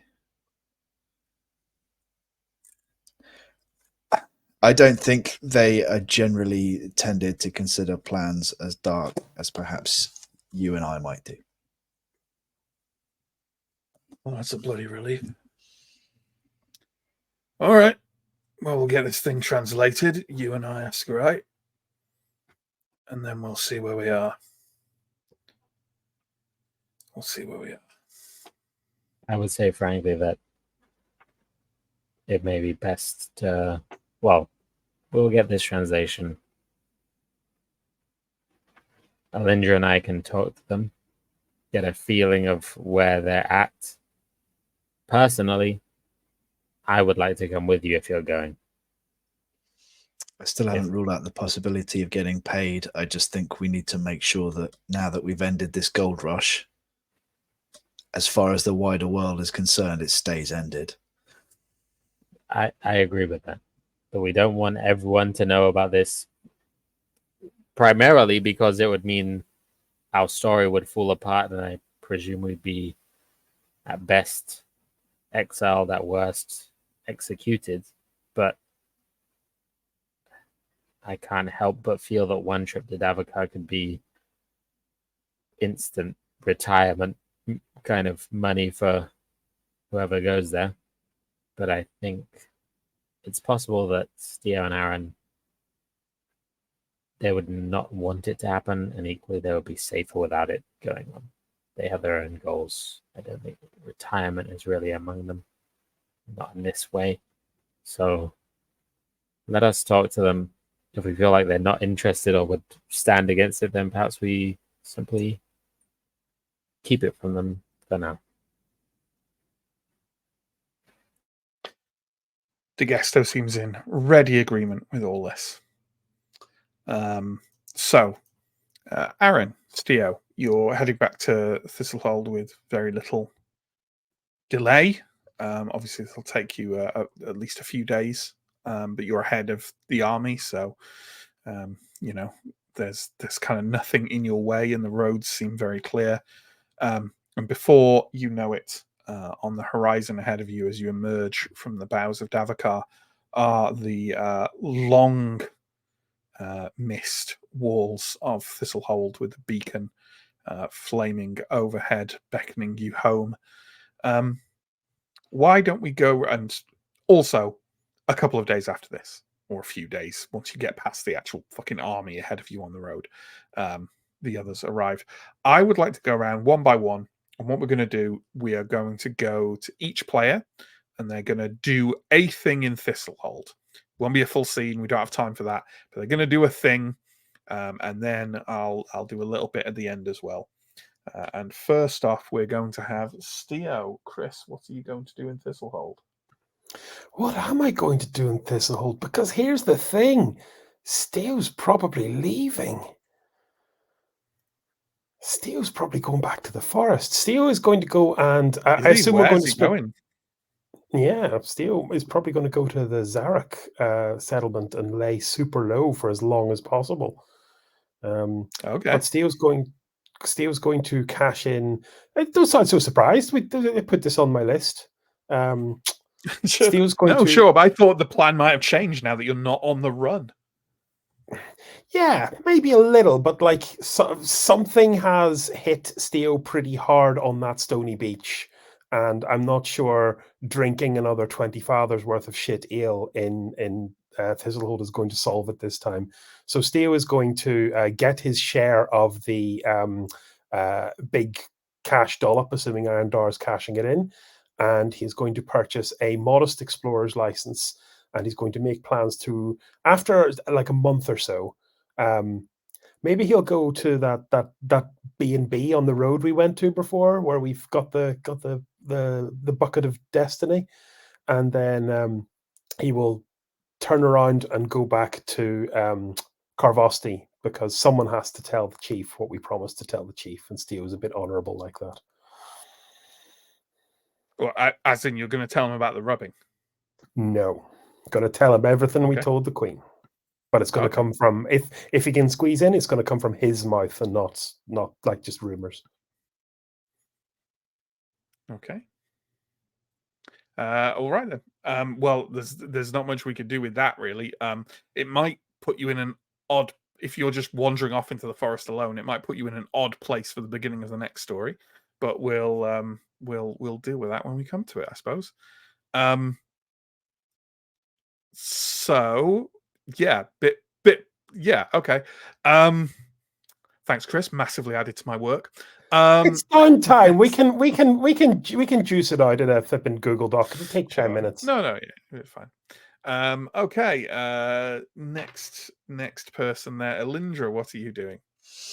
Right. So Elindra's main objective upon getting back to Thistlehold is to get paid by selling off all of the various things that we picked up at the start, but I don't think she's the person to do that. So, assuming that someone has that covered, there we go, Steo. Elindra would like to take some of those newfound thala down to a some kind of fabric shop, some kind of clothes maker, and have a new tabard made, because her torn Sunchurch tabard got essentially wrecked and removed by the Garug. She needs a new one.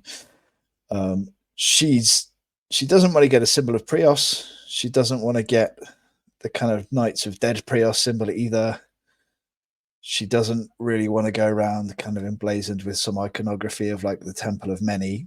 So it's going to be a blank tabard. And because of her time in the forest and the fact that she anticipates maybe going back there, she's going to have it green. So she's going to buy a nice new green tabard. Very good. And we will get to kind of like your selling of stuff at some point in a minute, but we'll do the scenes with everyone first. John, sorry. I have a question about Elindra scene.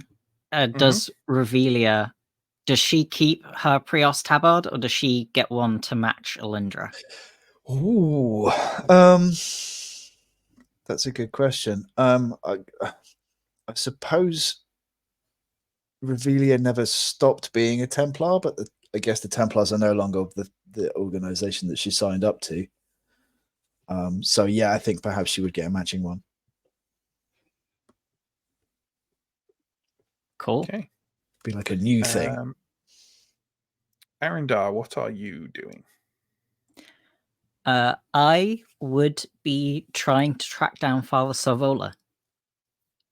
Which I think we sort of were vaguely trying to do before we left, but he'd gone into hiding.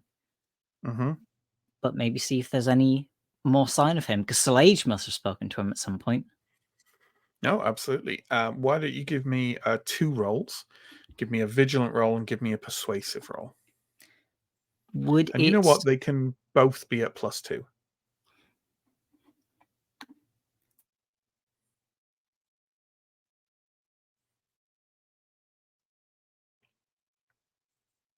My vigilant failed, but my persuasive passed.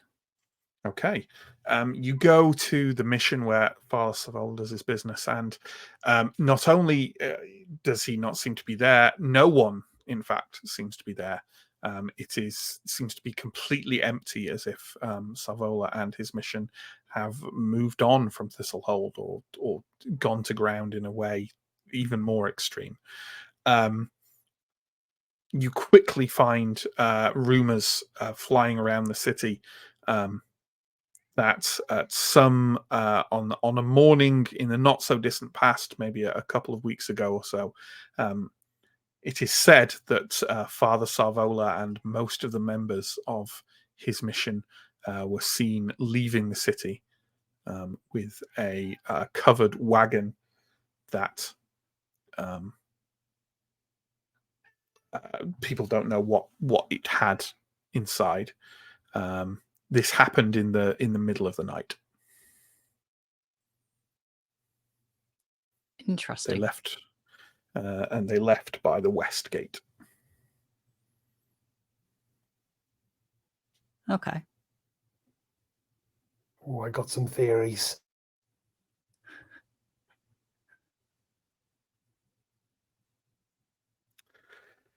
Yeah. Is there anything else?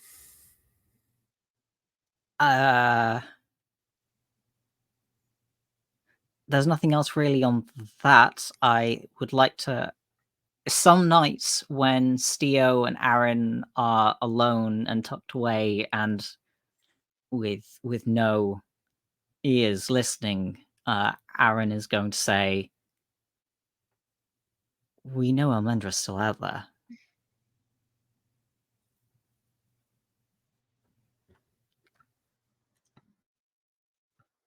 Do you know the whole never leave a friend behind? One, she's not really our friend. Two, I don't think that counts when you're talking about stuff that goes on underneath the forest. But If you got a plan, it's not really about her anymore, is it? If she's, off to do something,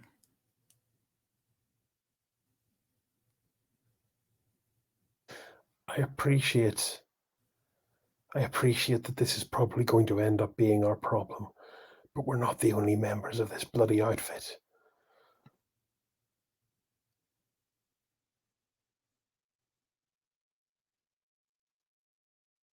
Also, we don't know how screwed up she got. Maybe she's found the error of her ways. Other people have.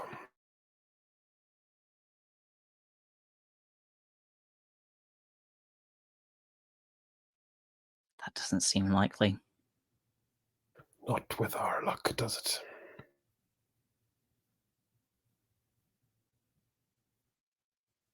Okay. Askarai.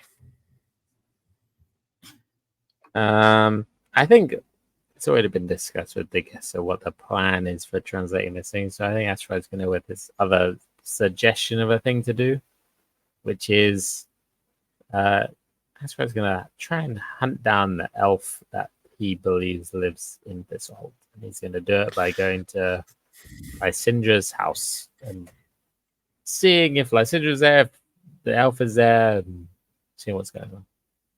I enjoyed you putting this down backstage on the list of things Askarai wanted to do, because I knew that I needed to do almost no preparation for it, Sam. Basically, in your head, Askarai can do whatever they want to try and find this elf. Because let me tell you, it ain't going to work. Okay. You presumably maybe stake out Lysindra's house for a while.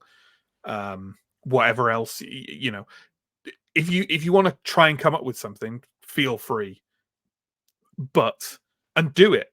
But I don't have to run a scene for it because the end is Ascarai standing on a cold, empty street in the middle of the night going, well. Yeah. I think Ascarai would probably, assuming Lysindra has not come back, which I think is... She does not seem to have come back, and you can ask around about it, and no one has seen her since you left with her. Ascarai would go try to get into Lysindra's house, leave a note inside Lysindra's house saying, okay, like, meet me at this place. I'll be there every like Monday or whatever it is at this time. I'll be there, and we'll leave a note. Yeah, absolutely. You do that successfully. I'm not going to make you roll for it. I think Ascarai is more than capable of breaking into someone's house. The house is definitely empty. No one has been in here for months. And at the time where we leave off this story, you've probably been attending that meeting place for a number of weeks. I get, as I say, standing in the cold silence of an empty street to no response from this elf. Yeah. Just to add to Ascarai's fondness for elves. Okay. We'll just do two things. I'll give you the quick update on some easy sales you can make from the material you've got. Not the fancy stuff that has to go through, Gonkai has to examine it carefully, and that will have to go through brokers and things like that. But there's a few things that you can kind of just easily sell, right? First is the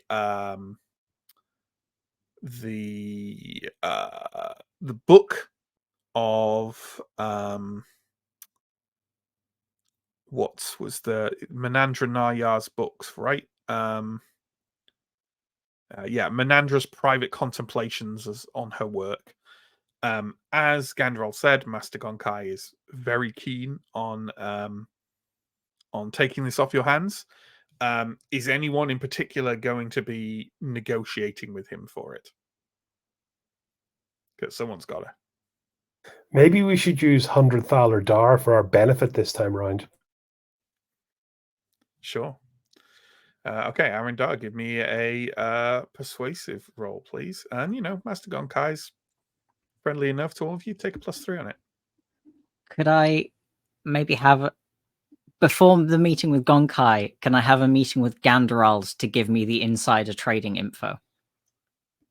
Yeah, he doesn't really have any. He just knows that he's given it you, that his master wants it. Yeah, there's nothing else really. He's not really talked to him about it. Just said, oh, can you tell your friends that I want to buy this off them?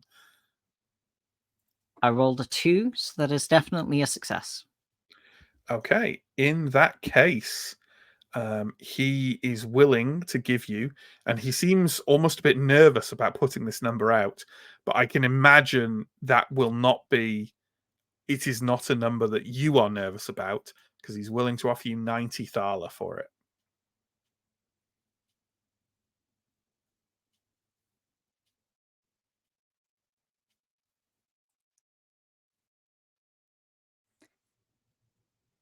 Can I have, nervous in what way? I don't. As in, he thinks you won't take it. He thinks you might not. He seems to be very keen on buying it. I will push back with. Let me. This isn't like a big interactive haggle scene. You rolled for how much he would offer you, and I've given you the result from that. Yeah. And it's the end of the negotiation. Otherwise, this happens like 10 times. Like, let's just made a roll. That's what he's offering you. Are you taking it? Yes. Okay. So if we could say Stephen's being our quartermaster from now on. So Stephen, if you can note that that's been sold for 90. I am making notes of all of the easy money. Yes. Mm-hmm. So there's also some other stuff, which is that a number of places near the beginning of this story, you found some pots of gold and stuff like that. That doesn't need to go through brokers and shit. It's just gold. It's old Symbaric gold. You can find places in the market that will take you off your hands. A broker won't waste their time with anything like that unless it's like a serious hoard. So you can just go sell that. Who is going to sell that? Because again, we're going to need a commerce roll. If Yeah, I anyone was is all up for indicating visually, I was all up for doing this, and then I realized that the contact who I had a favor with to do this for cheap, we actually killed because they were occultists. So yeah, and also you don't need, like I say, you don't need a contact for this. It's just gold. You're just selling gold Yeah. coins. Like I'm just fishing I'll for go. bonuses, but I'll go on then. Me, you, Chris. You can do it. Okay. Okay, give me another persuasive roll, please.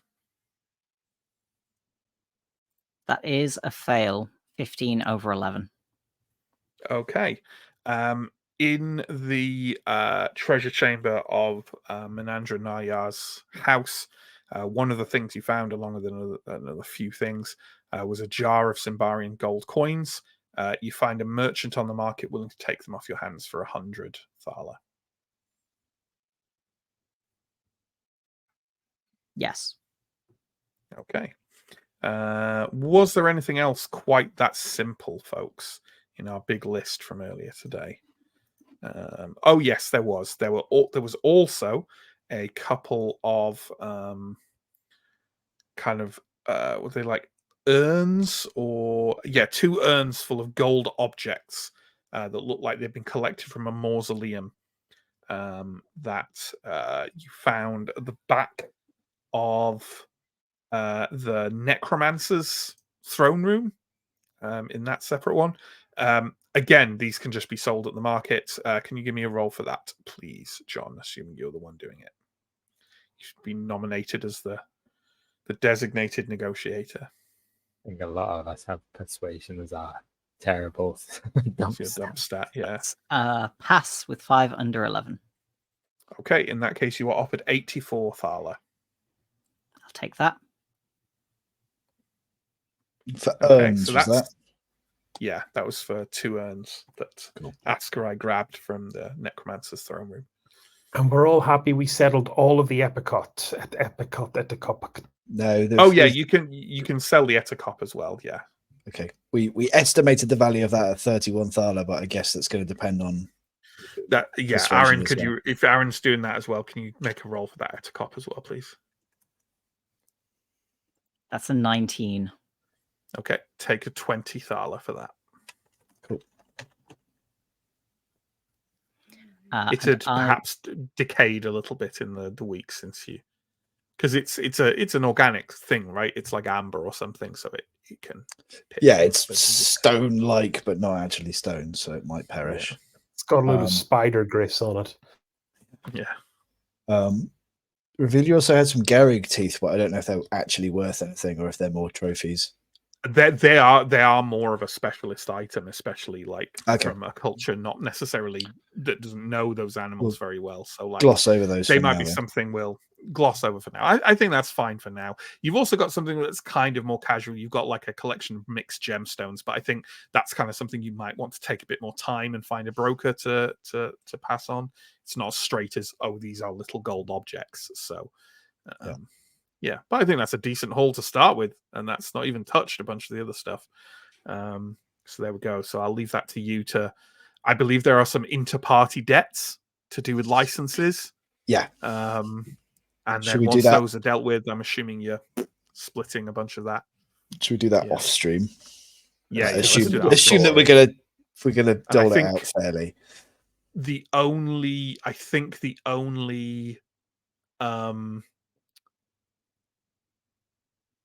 loot that DeGesto has a stake in is the Etacop.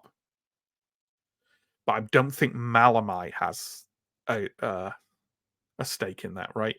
No. Because I think that's pre-hiring of Malamai. So yeah. He will have some of a stake in the 200 thaler from the Queen, though. Yeah, in the Ritz, in the to Queen's be Ritz. discussed. Yeah. To be discussed. DeGesto is perfectly happy to for him to have an equal share, but he says that's, he also is open to your opinions on it, but he's happy for him to have an equal share of it. Okay. And the only other thing we've got, folks, is one last little scene. A dim and dusty scholar's workroom somewhere off the central markets of Thistlehold, where a scrawny, middle-aged man with patchy grey and brown hair is sort of leant over what looks like a tattered copy of a rubbing of some kind of stone tablet, kind of examining it very, very carefully with a sort of eyeglass, for leaning back and making reference to a number of things in some rather fresh-looking books by his that look like his own notes, sort of things. He looks up at the individual in front of him, who looks basically however Ascarai wants to look. Ascarai, I don't want a big description, but kind of what kind of illusion are you casting about yourself? I think Ashra is going to be kind of a young, a middle-aged woman, like in sort of, very average clothing, not poor, but like slightly tattered, but nondescript. As nondescript as possible. Yeah. Carrying this for her master, to carrying this task out. Anyway, this scholar kind of, no. And yet, yes. No, there is, I knew it. There is a mention of a Symbar here. You see this? See this symbol? It crops up again and again, but it has this corollary behind it. It's almost as if Symbar isn't just a place. It's also a person. And I think we will leave the witch hammer there, friends. That was the second part of the Throne of Thorns. He said, trying to reach over and get the book without his cat leaping up in manic joy. Although he's making noise, as you can hear. Yes, we've played through this now. It is the second part of the Throne of Thorns, a 6-part Symbaroum campaign. It's been a long time to get there, but we did it. I think at least part of the reason why it took 50 episodes is because I'd say the first 10 or so episodes aren't actually the Witch Hammer. There were some extra sort of adventure locations we did, mainly because Mike had to spend some time away. So we wanted him to be able to come in at the beginning of the story. I've often thought about going and renaming those on the YouTube channel for extra clarity. I don't know if I'll do that. It might be a massive faff to do at this stage, but not least would be I'd be tormenting Steve by asking him for new thumbnails, and he does quite enough of them already. But yeah, there we go. Witch Hammer. Comments and questions in chat. I'm sure we'll be addressing those. In the meantime, let's do a little bit of promo. There are links below this video, links to YouTube and Twitch. We are obviously on both those sites. There are also links to our social media, our Discord, our Patreon, our merch store. And you know what I will tout as well? There is also a lovely link in chat right now to our new Kickstarter. This is a Kickstarter that's going live tomorrow. It's a Troika zine, which is why our recent one-shot was a Troika one-shot. It's, if we do say so ourselves, a really cool, fun concept. Have a look at that page, and if you're interested, please do click on the notify button, because that presumably gets us knocked up some rankings or something, and then it goes live tomorrow. So if you want to pledge, you can do a pledge if that's the kind of thing you want to do. You've heard of hard sci-fi, now enjoy some soft fantasy. Nice. So yeah, there we go. Have a look at it. We'll talk more about it, and I might do a little stream later in the week, just like me rambling a little bit, maybe with some others if they're around, to kind of talk a bit more about it. But yeah, it'll go live tomorrow. All the details will be on the page tomorrow. So have a look. Yeah. We run 3 weekly shows at the moment. Mondays is Warhammer, Wednesdays is not Symbaroum. and I'll get on to what it is in a minute. And Thursdays is alternating between the Big Wet and Wicked Ones. Big Wet is back tomorrow. We also do one-shots about once a month. Troika was our January one-shot, and I can exclusively reveal that we're intending that February is going to be a return to Death in Space via this Reprobate. And then March will be a double whammy of more reprobateness with Dune, returning to Dune. And also it will be another Troika one-shot where we're only running the setting that our zine is about. So that's going to be fun. That will be good stuff. So tune in for those. And as for what Wednesday is going to hold, we're probably going to take next week off because we usually take a little bit of a break between arcs. And then when we return, and this will be a bit different actually, because the crew won't be quite the same, because some of our players are taking the chance to kind of get a few weeks off, basically. I can't do that. I wish I could. Yeah, but other people are just taking a bit of time off. So we're going to have some of our crew, our Symbaroum crew on that, but also some other people, including probably Inga and Alex, are going to take part. And we're going to be playing Blade Runner. It's the first of the top voted games from our Patreon poll that people voted for to get a look in this year. We're going to run the existing written scenario, which I believe is called Electric Dreams. I should know that because I'm running it. We're going to be running that, so that'll be on for those of us who have read it. Estimate 4 to 6 weeks, but who knows? That's the plan. And once we've done that, we'll probably take another week off, and then we'll come back to Symbaroum. But we're probably not going to come back, and by probably I mean definitely, because I've already planned it. We're not going to come back. Be quiet, cat. We're not going to come back to the third part of Throne of Thorns immediately, because why would we do that? We've only got loads to get through. We're going to be coming back to one of the stories from one of the adventure packs. So we're going to do another couple of little stories again, because we like to do those to break up the big ones. But then after we're done with those, it's time for the third part of the Throne of Thorns, which is in the same naming convention as all the others: Thistlehold, Wrath of the Warden, Carvosti, the Witch Hammer. This one is called Indaros, the Darkest Star. So it's upping the cool name ratio for Throne of Thorns parts. So there we go. John, let's start work on those comments, friend. Steve, just knock together a fake tablet. Easy. Yeah. I genuinely thought this was a great idea. Like, if there was a way that I figured that we could have pulled that off in the time available on the edge of a lake. And I'm sure Grandmaster Saldonio of the Ordo Magica would be like, this is definitely a authentic Symbaric tablet. Seems legit, yeah. I just like the idea that you'd have knocked it up out of leaves and twigs. Yeah, just find a bit of clay, slap it flat, you know. Bit of a stick. Queen. It's so ancient that even our greatest scholars have not yet deciphered its script, which honestly just looks like Steo's thumbprints, but clearly it means something. It just says, maybe Simba is the friends we made along the way. Just the shittest. Gods, have my friends executed. Class effort ever.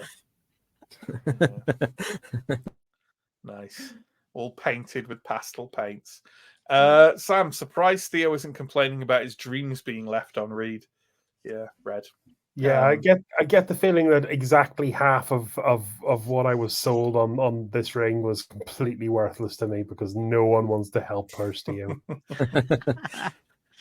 Yeah, this dream CFAX isn't turning out the way that there's a reference.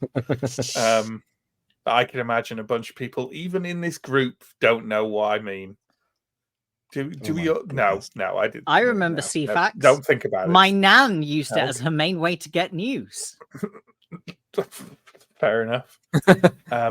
CFAX was like an old version of the internet on the TV in the UK, and it was really slow and pretty bad, but has a lot of retro nostalgia. God bless you, Sounds Matt, good. for assuming any significant portion of our audience are any younger than we are. It's true. It's true. Next. Don't Kick Food. Was the Queen disappointed when she said they were misinformed about the Dar survivors? Yeah, she was real bummed. She thought she'd got them all. No. It did seem more idle curiosity than anything else, but hey, it's the first good news about it, right? So apparently, First indicator of No such thing as good something could news. happen. Sure. I now somehow need to prove my lineage without the use of DNA testing, but Yeah, I'm sure there'll be a way. You got the sword. you do I have the do. sword. Figure it out somehow. There was definitely a bit in Wrath of the Warden where you essentially had fan mail sent to the Queen. Yes. And then that was handed back to me. Okay. Yeah. Next. Oh, just one more question. Jamilo's, yeah. Yeah. I guess Jamilo is quite Columbo-like as well, isn't he? Little friendly man, belying his sense of authority and expertise. Yeah, sure. Next. 42. By the way, the Queen can totally read minds. Everyone who wears a near featureless white porcelain mask is probably someone who can read minds, I think. It's where you get the choice. You got the mind reading build or just the archer. Yeah. Just for context, by the way, because probably many of the viewers and maybe even some members of the crew aren't aware of this, the Queen does always wear a white porcelain mask because she is rumored to have been horribly kind of scarred in her confrontation with the Dark Lords.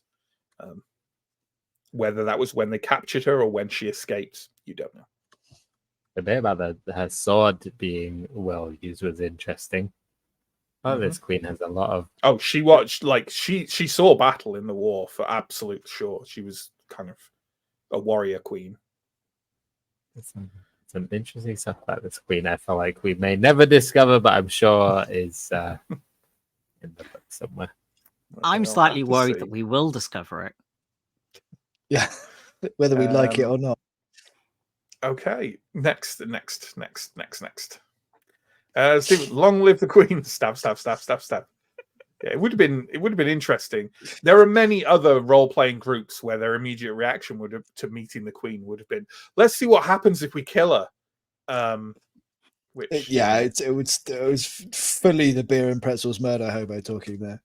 I don't think we had any predisposition towards regicide. I just I enjoyed our code word for when we went under Carvosti. Yeah. So like it would unexpectedly trigger you, like the here's a truly obscure reference, like the submarine commander at the end of Whoops Apocalypse. Have I hit a reference no one will get? You've lost me. Yes. Do you feel good about that, though? Yeah, great. Fair enough. I'm Gen X, John. You don't understand how intentionally obscure we strive to be. Next. Steve, someone's going to accidentally leave the rubbing on the photocopier, aren't they? Yeah. Or like, oh, we've got a copy of the rubbings now. Let's there is an open question about like that scholar at the end. Like, how comfortable are we putting him in a position where he could mention any of that to someone else? Sure. Yeah. It's what you have to do. Chicken in the Cage. Next arc, buying a farm and some water of the dusk with the Queen's 200 thalers and quietly laying low, growing greens with the beloved ogre Mangold. It's one ending they could get for sure. Yeah. That sounds like the good ending. 200 thaler would probably buy land for an animal sanctuary for the rehabilitation of mistreated forest animals like ferret. And the Garugs. And the Garugs, yeah. They're going to have a fine life. They're going to be raised to be fearsome murder bears by Arga. That will definitely never come back to bite us. Literally. We are never going to see those. Nick. Definitely never seeing those bears again, ever. Next. Dungeoneering. Question to Chris, and this isn't like me. I feel like you had a mind to retire, Steo. Am I wrong? And have you changed your mind now that Steo got involved with the Iron Pact and its mission? I'm interested in this. I think I was always keen. I don't retire characters. I retire them through blood. So I was keen on Steo dying, but not necessarily kind of walking him off stage. But definitely kind of I'm using that shoreline, that Lake Volgoma shoreline as kind of a Rubicon. I got a nice build planned for kind of late game Steo, but I'm definitely sticking around. I'd love to try something else. I've got a whole pocketbook of characters planned, and hopefully one day I'll get to roll some of them out. But also Steo's late game build. Now I've actually realized the implications of some of the skills in the Advanced Player's Guide is going to be really good fun. Yeah, you've had like 3 backup characters in the back corner since the beginning. Mate, there's 7. I do really like that. Sorry, I was just going to say, I do really like that Zarek village has become, like, maybe not for everybody, but certainly for Alindra and Steo and perhaps some of the others. Like, that's our kind of touchstone for, like, this is where we'd like the story to end as peacefully as possible and perhaps as soon as possible. I think it's kind of good to have a concrete sense of somewhere else they'd rather be than like whatever is going to inevitably happen to them. Sweet waterfront property near a swamp. It's basically fantasy Florida. We're going to retire there.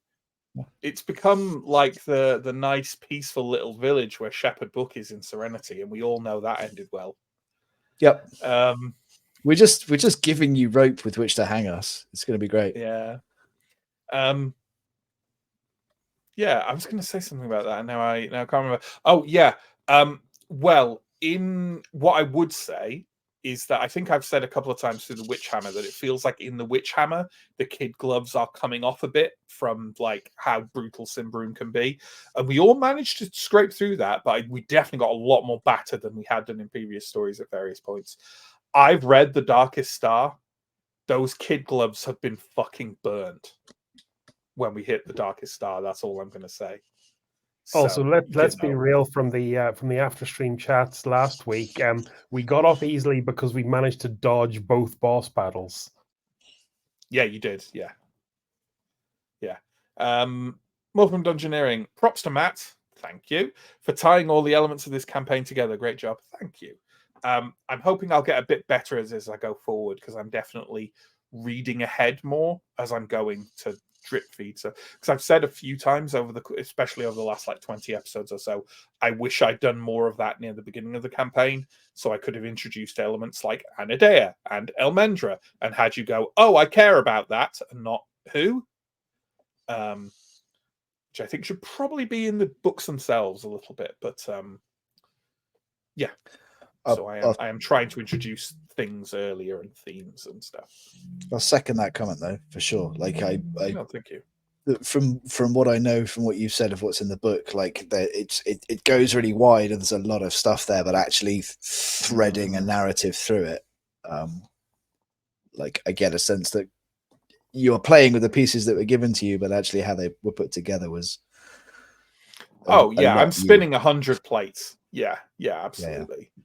Fortunately, and I say this without any, it is something I'm good at. Generally speaking, it's one of my strengths as a GM. So the campaign is playing to my strengths, which is pleasing. We'll go next. Chicken in the Cage, ending the saga with a grammatical question. Music to my ears. Yeah. I liked doing that bit because on one hand it's kind of humdrum, and on the other hand it's like, oh shit, what?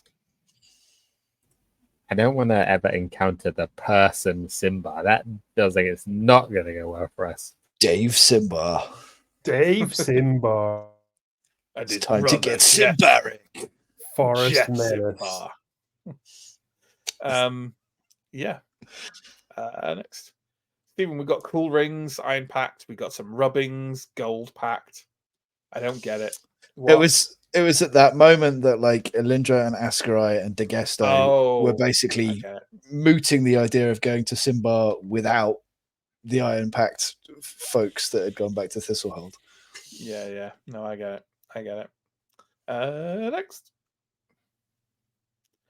Dune in space. Yeah, we should just merge them, Chris. So if anyone's interested for anyone coming to the Death in Space one-shot, please do. It is an incredibly over-researched, very cryptic reference to something that almost nobody remembers, and I'm so proud of it. And if anyone shouts out what it's a reference to in the chat, I'll probably break down and have a little cry. It's going to be fantastic. What did I tell you, John? This is what happens. Like, we're the generation who invented hipsters. Yeah, but you reference stuff that's like in the popular canon. This is terrible. This is bad. I'm not referencing good media. Whoops, Apocalypse is not in the popular canon. I don't even know what it is, let alone what the reference. No, I know you don't. I know you don't. No. I don't know why I know, other than I randomly saw it on TV when I was probably about 11. No, a bit older than that, maybe. It is an old. I think it is a British film, or maybe a British-American collab or something from the 80s. It's a comedy. It's like a satirical comedy film that's also... It's the kind of satirical comedy film that's also full of knob gags. And it has a wide plethora of kind of like comedians and actors from that general time period. Like Rick Mayall's in it, and Alexi Sale and other people as well. Yeah. And for the... it's not very good. It's fine. For the June 1, Matt's price for attending the June 1 shot is that there be some reference to the from June 2 in it, so I'm working that in. And that's why we're doing it in March, right? Because that's when the film's out. So no, the video shameless. oh, yeah, Battle for Arrakis. Yeah, I did. Yeah. I did make reference to that. Yeah, hopefully my beloved extra special house is in there that they made it. Next. I just want to throw out the extra confusion that the film came out in 1986, but was based on a 6-part sitcom from 1982 starring John Cleese. What, June? Okay, I did. Yes. June. Yeah. That's right. June 2, directed by Denis Villeneuve, came out in 1986. Yeah. June 2, Electric Boogaloo. I didn't know that, to be fair. Yes. I didn't know that, to be fair. Chicken in the Cage. Too bad that when King Hurion's spear finally gets a cool story, it's a story you can't ever tell anyone.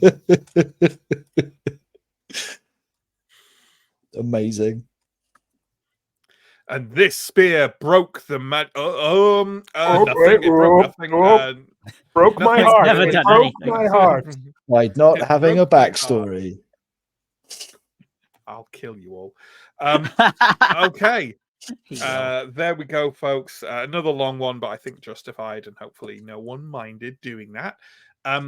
Thanks so much to my wonderful players for taking part in the Witch Hammer, and that goes out to Mike as well. And thank you for everyone for following us through this journey. And like I said, we'll be off for a week, then we'll come back with Blade Runner. That'll run for a few weeks, and then we'll probably take another week off.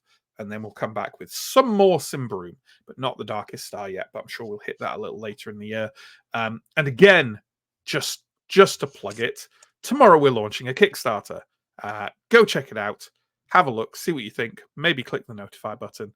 And also, especially if you do or you don't, check it out tomorrow and see if you want to maybe give it a pledge. Yeah. Thank you very much. Oh, God. Yeah. And someone's just reminded me we've forgotten follows for a while. Thank you to the recent follows. Mr. M. Oliver, As We Pay, Crease 85, and A Pine Cove. Thank you very much for the follows. We appreciate it.